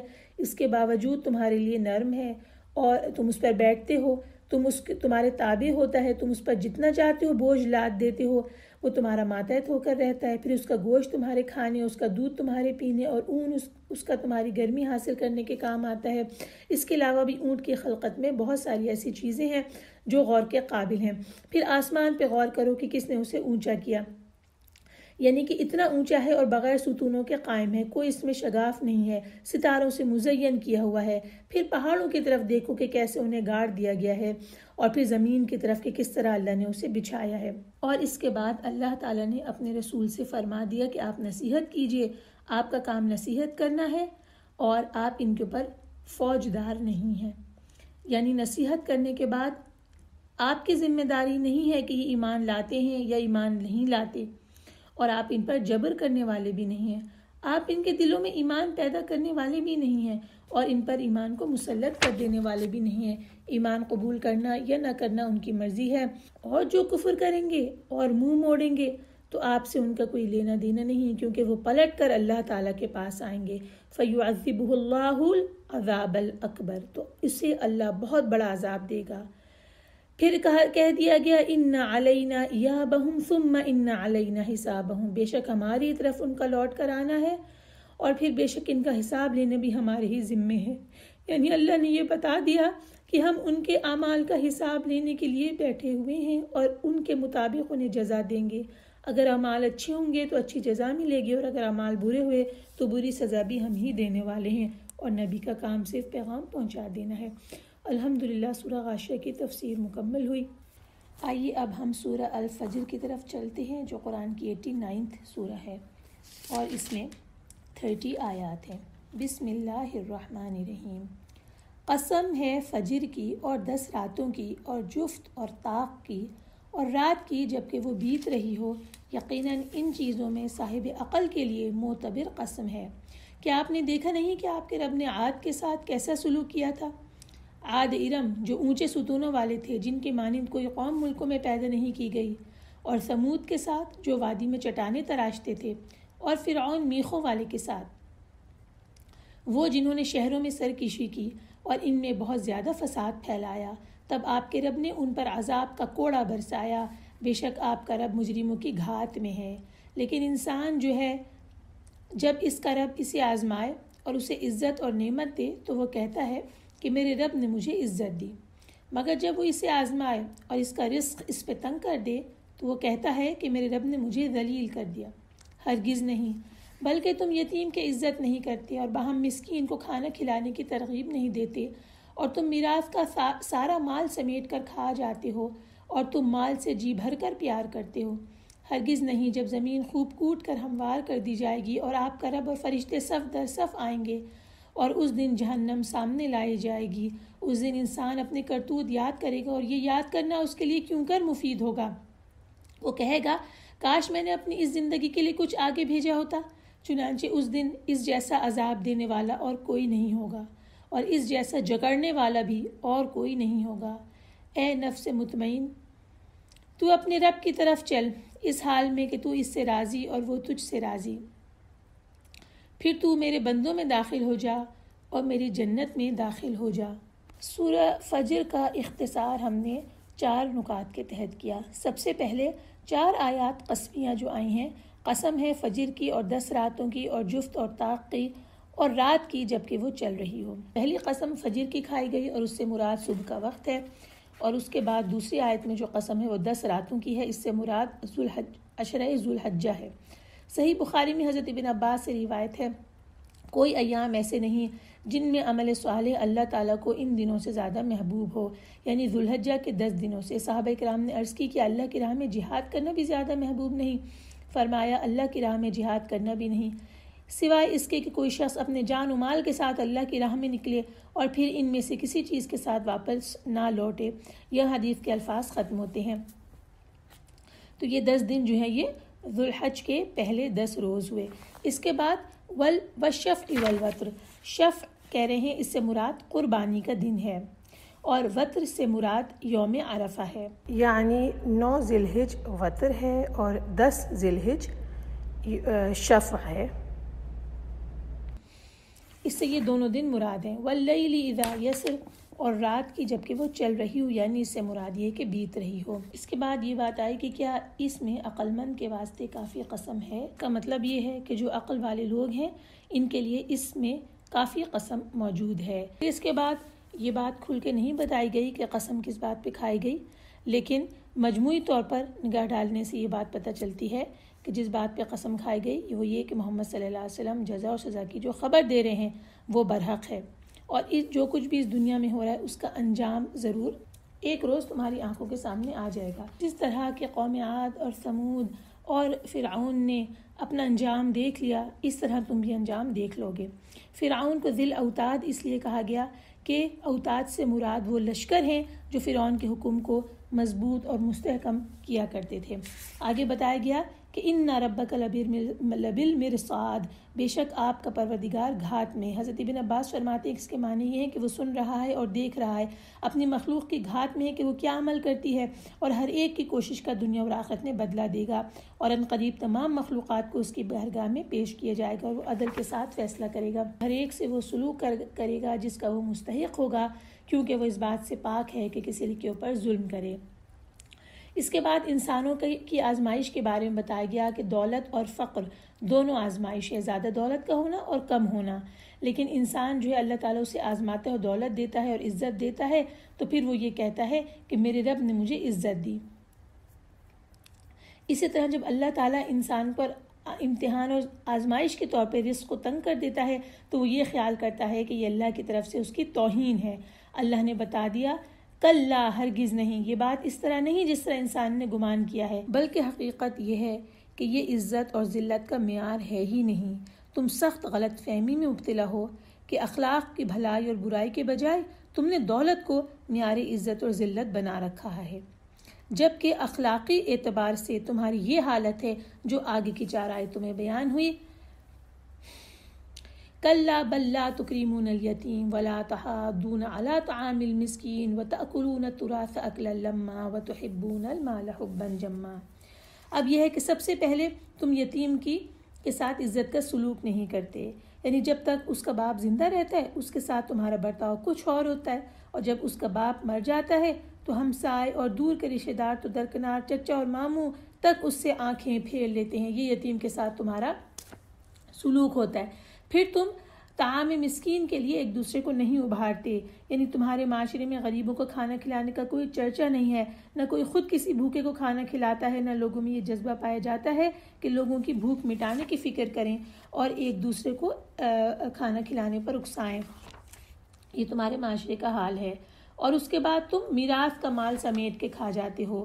عرب میں یہ رواج تھا کہ عورتوں اور بچوں کو تو میراث سے ویسے ہی محروم رکھا جاتا تھا۔ لوگوں کا نظریہ اس لحاظ سے یہ تھا کہ جب کوئی شخص مر جائے تو اس کا جو مال ہے اس کا حق صرف ان مردوں کو پہنچتا ہے جو کنبے کی حفاظت کرنے کے قابل ہوں، باقی رہ گئیں عورتیں تو انہیں اس کا کوئی مال نہیں پہنچتا تھا، اور بچے کیونکہ وہ ابھی حفاظت کے قابل نہیں ہوتے تھے لہٰذا انہیں بھی مال نہیں ملتا تھا۔ اس کے علاوہ مرنے والوں کے وارثوں میں جو زیادہ طاقتور اور بااثر ہوتا تھا وہ بھی ساری میراث کو سمیٹ لیتا تھا اور سب لوگوں کا حصہ مار کے کھا جاتا تھا۔ تو یہ تھا میراث کے معاملے میں ان کا حال۔ وَتُحِبُّونَ الْمَالَ حُبًّا جَمًّا، اس کا مراد یہ ہے کہ مال سے اتنی محبت ہے کہ جائز اور ناجائز اور حلال اور حرام کی تمہیں کوئی فکر نہیں ہے، جس طریقے سے بھی مال حاصل کیا جا سکتا ہو اسے حاصل کرنے میں تم کوئی تعامل نہیں کرتے، خواہ کتنا ہی مال مل جائے تمہاری حرص اور تمہاری لالچ کی آگ کبھی بھی نہیں بجھتی۔ یہ تمہارا مال کے بارے میں حال ہے۔ اس کے بعد قیامت کا حال بیان ہو گیا کہ جب انسان کو پورا پورا بدلہ مل جائے گا، جب زمین خوب کوٹ کوٹ کر ریزہ ریزہ کر دی جائے گی اور آپ کا پروردگار آئے گا اور اس دن جہنم لائی جائے گی۔ ایک حدیث ہے کہ رسول پاک صلی اللہ علیہ وسلم فرماتے ہیں، ترجمہ، اس دن جہنم کو اس طرح لایا جائے گا کہ اس کی 70,000 لگامیں ہوں گی، ہر لگام کے ساتھ 70,000 فرشتے ہوں گے جو اسے کھینچ رہے ہوں گے۔ یہاں حدیث کے الفاظ ختم ہوتے ہیں۔ پھر کیا ہوگا کہ اس دن انسان اپنے کرتوت یاد کرے گا، اپنے عمل جو کچھ اس نے اپنے پرانے اور نئے زمانے میں آگے بھیجا اسے سب کو یاد کرے گا۔ وَأَنَّا لَهُ الذِّكْرَى، اور یہ یاد کرنا اس کے لیے مفید بھی نہیں ہوگا، یعنی اب یاد کرنے سے اسے فائدہ ہی کیا ہوگا۔ پھر وہ بہت زیادہ ریگریٹ کرے گا، بہت زیادہ کاش کہ کیا ہوتا، یقول یا لیتنی قدمت لحیاتی، کہے گا کاش میں نے اپنی زندگی کے لیے کچھ آگے بھیجا ہوتا۔ اگر یہ شخص گناہ گار ہوگا تو یہ ماضی میں کیے ہوئے گناہوں پہ ندامت کرے گا اور یہ کہے گا کہ کاش میں نے زندگی کے لیے آگے کچھ بھیجا ہوتا۔ اور اگر یہ شخص نیک اور اطاعت گزار ہوگا تب بھی یہ اپنے دل میں خواہش کرے گا کہ کاش اس نے کچھ اور نیکیاں بھی کی ہوتی اور آگے بھیجی ہوتی۔ یہاں پر پھر حدیث ہے جس کے الفاظ لکھے گئے ہیں، ترجمہ پڑھتی ہوں۔ اگر کوئی شخص پیدا ہونے سے لے کر بوڑھا ہو کر مرنے تک اللہ تعالیٰ کی اطاعت میں سر بسجود رہے تو وہ بھی اس قیامت کے دن اپنی اس عبادت کو حقیر جانے گا اور خواہش کرے گا کہ اسے دنیا میں ایک بار پھر لوٹا دیا جائے تاکہ وہ اور زیادہ اجر و ثواب حاصل کر سکے۔ حدیث کے الفاظ یہاں ختم ہوئے اور اللہ تعالیٰ نے بتا دیا کہ اس دن اس کے عذاب جیسا عذاب کوئی نہیں دے گا اور نہ اس کے جکڑنے جیسا کوئی جکڑے گا، یعنی جس طرح اللہ رب العالمین کفر کرنے والوں کو فرشتوں کے ذریعے سے جکڑ لیں گے، پکڑ لیں گے، تو ایسی وہ گرفت ہوگی کہ کسی اور کی گرفت ایسی ہو ہی نہیں سکتی۔ یہ تو ہے مجرم اور ظالم لوگوں کا حال۔ لیکن دوسری طرف نفس مطمئنہ کو کیا کہا جا رہا ہے؟ یا ایتھا النفس المطمئنہ ارجعی الی ربک راضیۃ مرضیہ، اے اطمینان والی روح تو اپنے پروردگار کی طرف لوٹ، راضیۃ راضی ہونے والی، مرضیۃ پسندیدہ، یعنی کہ یہ پاک روح اللہ تعالیٰ سے راضی ہے، اللہ تعالیٰ اس سے راضی ہے اور وہ اسے خوب خوب راضی کر دے گا۔ پھر کہے گا فادخلی فی عبادی، تو میرے بندوں میں داخل ہو جا، وادخلی جنتی، اور میری جنت میں داخل ہو جا۔ تو اب دیکھتے ہیں کہ نفس مطمئنہ کون سا نفس ہے۔ تفہیم القرآن میں لکھا ہے کہ نفس مطمئن سے مراد وہ انسان ہے جس نے کسی شک و شبہ کے بغیر پورے اطمینان اور ٹھنڈے دل کے ساتھ اللہ وحدہ کو اپنا رب اور انبیاء کے لائے ہوئے دین کو اپنا دین قرار دیا، جو عقیدہ اور جو حکم اللہ اور اس کے رسول سے ملا اسے سراسر حق مانا، جس چیز سے بھی اللہ کے دین نے منع کیا اس سے وہ خوشی خوشی رک گیا، اور جس قربانی کی بھی حق پرستی کی راہ میں ضرورت پیش آئی اس نے پیش کی، جن مشکلات اور تکالیف سے بھی اس راہ میں سابقہ پیش آیا انہیں پورے سکون قلب کے ساتھ برداشت کیا، اور دوسرے راستوں پر چلنے والے لوگوں کو دنیا میں جو فائدے حاصل ہو رہے تھے ان سے محروم رہ جانے پر اسے کوئی حسرت لاحق نہ ہوئی۔ وہ اس بات پر پوری طرح مطمئن رہا کہ دین حق کی پیروی نے اسے ان گندگیوں سے محفوظ رکھا ہے، اور اس کو اللہ تعالیٰ نے یہ خوشخبری دی کہ وہی جنت میں داخل ہو جا۔ پھر اس بارے میں یہ آتا ہے، حضرت ابن عباس فرماتے ہیں کہ یا ایتھا النفس المطمئنہ ارجعی الی ربک راضیۃ مرضیہ، اس کے بارے میں روایت کرتے ہیں کہ جب یہ آیات نازل ہوئیں تو حضرت ابو بکر بیٹھے ہوئے تھے، انہوں نے عرض کی اللہ کے رسول یہ کتنی اچھی بات ہے، تو صلی اللہ علیہ وسلم نے فرمایا یہ بات تو یقیناً عنقریب تم سے بھی کہی جائے گی۔ حدیث کے الفاظ یہاں ختم ہوئے، سورہ فجر کی تفسیر مکمل ہو گئی۔ اب ہم سورہ 90 سورت یعنی 90 نمبر کی جو سورت ہے قرآن کی وہ ہے البلد۔ بسم اللہ الرحمن الرحیم، میں قسم کھاتا ہوں اس شہر کی اور آپ کے لیے اس شہر میں لڑائی حلال ہونے والی ہے، اور قسم ہے والد کی اور اس کی اولاد کی، بلا شبہ ہم نے انسان کو بڑی مشقت میں پیدا کیا ہے، کیا وہ سمجھتا ہے کہ اس پر کوئی بھی قابو نہ پا سکے گا؟ وہ کہتا ہے کہ میں نے ڈھیروں مال لٹا دیا، کیا وہ سمجھتا ہے کہ اسے کسی نے نہیں دیکھا؟ کیا ہم نے اسے 2 آنکھیں نہیں دیں اور زبان اور 2 ہونٹ، اور ہم نے اسے دونوں راستے سمجھا دیے، پھر وہ گھاٹی پر سے ہو کر نہیں گزرا؟ اور آپ کو کیا معلوم کہ وہ دشوار گھاٹی کیا ہے؟ وہ ہے کسی انسان کو غلامی سے چھڑانا، یا بھوک والے دن کھانا کھلانا، کسی رشتہ دار یتیم کو یا کسی خاک نشین مسکین کو، پھر وہ ان لوگوں میں شامل ہو جو ایمان لائے اور انہوں نے باہم صبر کی وصیت کی اور باہم رحم کرنے کی وصیت کی وہی لوگ دائیں ہاتھ والے ہیں، اور جو لوگ ہماری آیتوں کے منکر ہوئے وہی بائیں ہاتھ والے ہیں، ان پر ہر طرف سے بند کی ہوئی آگ ہوگی۔ ترجمہ مکمل ہوا۔ آئیے تشریح کی طرف چلتے ہیں۔ سب سے پہلے قسم کھائی گئی ہے شہر مکہ کی، اور اس کے بعد دوسری قسم کھائی گئی ہے وَأَنْتَ حِلٌّ بِهَذَا الْبَلَدِ، کہ اے محمد صلی اللہ علیہ وسلم آپ کے لیے اس شہر میں قتال کرنا حلال ہے۔ اس بارے میں امام حسن بصری فرماتے ہیں کہ اللہ تعالیٰ نے آپ کے لیے دن کی ایک گھڑی کے لیے مکے میں قتال کو حلال قرار دے دیا تھا۔ اس بارے میں ایک حدیث سنتے ہیں، اس کا ترجمہ ہے، اس شہر کو اللہ تعالیٰ نے اس دن سے حرمت والا قرار دیا ہے جس دن اس نے آسمانوں اور زمین کو پیدا فرمایا تھا، تو اللہ تعالیٰ کے اسے حرام قرار دینے کی وجہ سے قیامت کے دن تک اس کی حرمت برقرار رہے گی۔ اس کے درخت کے پتوں کو نہ جھاڑا جائے اور نہ اس کی گھاس کو کاٹا جائے۔ میرے لیے دن کی صرف ایک گھڑی میں قتال حلال قرار دیا گیا تھا، اور آج پھر اس کی حرمت اسی طرح ہے جس طرح کل تھی۔ سن لو کہ جو لوگ یہاں موجود ہیں وہ ان تک بھی پہنچا دیں جو موجود نہیں۔ یہاں حدیث کے الفاظ ختم ہوئے، صحیح بخاری میں ہے، اور ایک دوسری روایت میں الفاظ یہ بھی ہیں۔ ترجمہ، پس اگر کوئی شخص رسول اللہ کے قتال کو رخصت کی دلیل کے طور پہ پیش کرے تو اسے کہہ دو کہ بلا شبہ اللہ تعالیٰ نے اپنے رسول کو تو اجازت دی تھی مگر اس نے تمہیں اجازت نہیں دی ہے۔ یہاں حدیث کے الفاظ ختم ہوئے۔ تو پتہ چلا کہ مکے کی حرمت ایک گھڑی کے لیے اللہ تعالیٰ نے اٹھا لی تھی جب مکہ فتح ہونے کے لیے جا رہا تھا، اور اس وقت مکہ فتح ہو گیا، اور اس کے بعد پھر یہ حرمت قیامت تک کے لیے قائم ہو گئی۔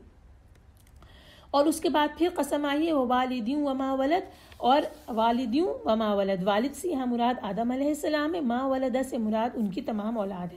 اب کس بات پہ یہ قسمیں آئی ہیں؟ لقد خلقنا الانسان فی کبد، بلا شبہ یقیناً ہم نے انسان کو بڑی مشقت میں پیدا کیا۔ اس کے بارے میں مفسرین مختلف باتیں لکھ رہے ہیں۔ فی کبد کے معنی یہ روایت کیے گئے ہیں کہ انسان کو سخت تکلیف کی حالت میں پیدا کیا گیا۔ کیا تم نے اس کی حالت کو نہیں دیکھا جب انہوں نے انسان کے پیدا ہونے کے وقت اور پھر بعد میں اس کے دانتوں کے نکلنے کی تکلیف کا ذکر کیا؟ تو اس سے یہ پتہ چلا کہ کبد سے مراد پیدائش کی تکلیف ہے۔ پھر دوسرے مفسرین یہ کہتے ہیں کہ انسان پہلے نطفہ تھا، پھر لوتھڑا بنا، پھر گوشت کا ٹکڑا بنا۔ اس طرح انسان اپنی تخلیق کے مختلف مرحلوں میں تکلیف اٹھاتا رہا، اور پھر اس کے بعد ماں کے پیٹ سے تکلیف کے ساتھ باہر آیا۔ یہ بھی اس کے معنی بیان فرمائے ہیں کہ ہم نے انسان کو حالت مشقت میں پیدا کیا۔ اس کے بارے میں کہتے ہیں کہ انسان کو اس حالت میں پیدا کیا کہ وہ دنیا کی تکلیفیں جھیلتا ہے اور آخرت کی سختیاں بھی برداشت کرے گا۔ پھر مال کے بارے میں بتایا کہ انسان یہ خیال کرتا ہے کہ اس سے مال کے بارے میں سوال نہیں کیا جائے گا کہ اس نے کیسے کمایا اور کہاں خرچ کیا، اور وہ بڑے مزے سے کہتا ہے کہ میں نے ڈھیروں مال لٹا دیا۔ وہ سمجھتا ہے کہ کوئی اس کے اوپر قابو نہیں کر سکتا، وہ خیال کرتا ہے اسے کوئی نہیں دیکھ رہا۔ پھر اللہ تعالیٰ نے اسے نعمتیں بتائی ہیں کہ اللہ نے اسے 2 آنکھیں دی، ایک زبان دی، 2 ہونٹ دیے، اور یہ سب نعمتیں دینے کے ساتھ ساتھ وَهَدَيْنَاهُ النَّجْدَيْنِ 2 راستے بھی دکھا دیے، اور نیکی اور بدی دونوں راستے واضح اللہ تعالیٰ نے کر دیے۔ پھر اس کے بعد کہا گیا فَلَقْتَحَمَ الْعَقَبَةَ، پھر وہ گھاٹی پر سے ہو کر نہیں گزرا۔ اس کے معنی یہ ہیں کہ انسان اس راستے پہ کیوں نہ چلا جس میں نجات اور خیر ہے۔ اس راستے کی بھی وضاحت کر دی کہ آپ کو کیا پتا کہ دشوار گھاٹی کیا ہے، وہ ہے گردن کا چھڑانا یا کھانا کھلانا۔ یہاں ایک حدیث آتی ہے کہ رسول اللہ صلی اللہ علیہ وسلم نے فرمایا جو شخص کسی مومن گردن کو آزاد کرے تو اللہ تعالیٰ اس کے ایک ایک عضو کے بدلے اس کے ایک ایک عضو کو جہنم سے آزاد فرما دے گا، حتیٰ کہ ہاتھ کے بدلے ہاتھ کو، پاؤں کے بدلے پاؤں کو، اور شرمگاہ کے بدلے شرمگاہ کو آزاد کر دے گا۔ یہاں حدیث کے الفاظ ختم ہوئے۔ گردن کا چھڑانے سے مطلب ہے غلام کو آزاد کرنا، اور اس کے بعد کھانا کھلانا، کسی بھوک والے دن میں کھانا کھلانا، یعنی جب سب لوگ بھوک کے مارے بے حال ہو رہے ہوں اس دن کھانا کھلانا، کسی یتیم کو جو اس کا قرابت دار ہو، یا مسکیناً ذا متربہ، کسی خاک نشین مسکین کو۔ خاک نشین سے مطلب یہ ہے کہ ایسا فقیر اور مفلس شخص جو مٹی کے ساتھ لگا ہوا ہو، یعنی جو زمین پر ہی بیٹھا رہتا ہے، اس کے پاس کوئی گھر نہیں ہے، تو ایسے لوگوں کو کھانا کھلانے کی ترغیب دی گئی ہے۔ اور پھر یہ کہ انہوں نے ایک دوسرے کو صبر کی وصیت کی اور رحم کی تلقین کی۔ ایسے لوگ ہیں جن کو کہ ان کا نام اعمال ان کے دائیں ہاتھ میں دیا جائے گا، اور جن کا نام اعمال ان کے بائیں ہاتھ میں دیا جائے گا ان کے لیے آگ ہے بھڑکتی ہوئی۔ وہ آگ انہیں چاروں طرف سے گھیر لے گی اور اس کے بعد ان پر بند کر دی جائے گی۔ اللہم اجرنا من النار۔ ہماری اگلی سورت سورہ الشمس ہے، اس کا ترجمہ پیش کرتی ہوں۔ سورج اور اس کی دھوپ چڑھنے کی قسم، اور چاند کی جب وہ اس کے پیچھے آتا ہے، اور دن کی جب وہ سورج کا جلوہ دکھاتا ہے، اور رات کی جب وہ اسے ڈھانپ لیتی ہے، اور آسمان کی اور جس نے اسے بنایا، اور زمین کی اور جس نے اسے بچھایا، اور انسانی نفس کی جس نے اسے ٹھیک بنایا، پھر اس کی بدی اور اس کا تقوی اس پر الہام کیا، یقیناً فلاح پا گیا جس نے نفس کا تزکیہ کیا، اور یقیناً نامراد ہوا جس نے اسے آلودہ کیا۔ قوم سمود نے اپنی سرکشی کی وجہ سے نبی کو جھٹلایا، جب اٹھ کھڑا ہوا اس قوم کا بڑا بدبخت تو انہیں رسول اللہ نے کہا اللہ کی اونٹنی اور اس کو پانی پلانے کی حفاظت کرو، پھر انہوں نے اس کو جھٹلایا اور اونٹنی کو مار ڈالا، تو ان کے رب نے ان کے گناہ کی وجہ سے ان پر تباہی ڈال کر سب کا صفایا کر دیا، اور وہ اس تباہی کے انجام سے نہیں ڈرتا۔ ترجمہ ختم ہوا۔ آئیے تشریح کی طرف چلتے ہیں۔ پہلی 7 آیات قسمیہ ہیں۔ اس میں کس کس چیز کی قسم کھائی گئی ہے؟ سورج کی اور اس کی دھوپ کی، چاند کی جب وہ اس کے پیچھے آئے، اور دن کی جب سورج کو وہ نمایاں کر دے، اور رات کی جب کہ وہ اسے ڈھانپ لے، یعنی سورج کو ڈھانپ لے اور ہر سمت میں اندھیرا چھا جائے، اور آسمان کی اور اس کے بنانے کی۔ اس کا مطلب یہ ہوا کہ اس ذات کی بھی جس نے اس آسمان کو بنایا۔ قسم ہے زمین کی اور اسے ہموار کرنے کی، یا اس کا مطلب یہ ہے کہ قسم ہے اس کی جس نے اسے ہموار کیا۔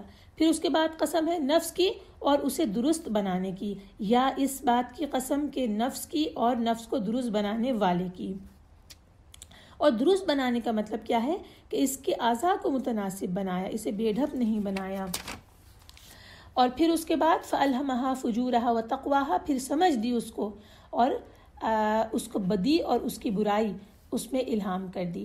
الہام کا مطلب یا تو یہ ہے کہ انہیں اچھی طرح سمجھا دیا اور انہیں انبیاء علیہ السلام اور آسمانی کتابوں کے ذریعے سے خیر کی اور شر کی پہچان کرا دی، یا اس کا مطلب یہ ہے کہ ان کی عقل اور ان کی فطرت میں خیر اور شر، نیکی اور بدی دونوں رکھ دی تاکہ وہ نیکی کو اپنائیں اور بدی سے دور ہو جائیں۔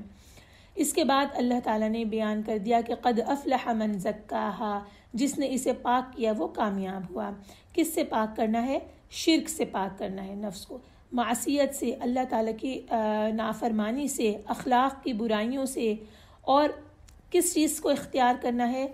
فوز اور فلاح جو آخرت کے اندر ہمیں ملے گی اسے اختیار کرنا ہے، ان کاموں کو کرنا ہے۔ قد خاب من دساہا، اور یقیناً وہ نامراد ہو گیا جس نے اسے آلودہ کیا، یعنی جس نے اسے ہدایت سے دور رکھنے کی وجہ سے خاک میں ملا دیا، حتیٰ کہ وہ گناہوں کا ارتکاب کرنے لگا، اور یہاں تک کہ اس نے اللہ کی اطاعت کو بالکل ہی چھوڑ دیا۔ اور اس کے بعد کی جو آخری آیات ہیں ان میں قوم سمود کی سرکشی کا بیان ہے کہ کس طرح سے انہوں نے اونٹنی کو قتل کر دیا تھا، اور اس بنا پر اللہ تعالیٰ نے ان کی بستی کو برابر کر دیا اور انہیں تباہ کن انجام سے دوچار کیا۔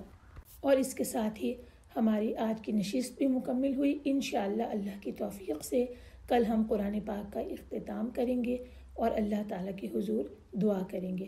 سبحانک اللہم و بحمدک، نشہد ان لا الہ الا انت، نستغفرک و نتوب الیک۔ السلام علیکم ورحمۃ اللہ وبرکاتہ۔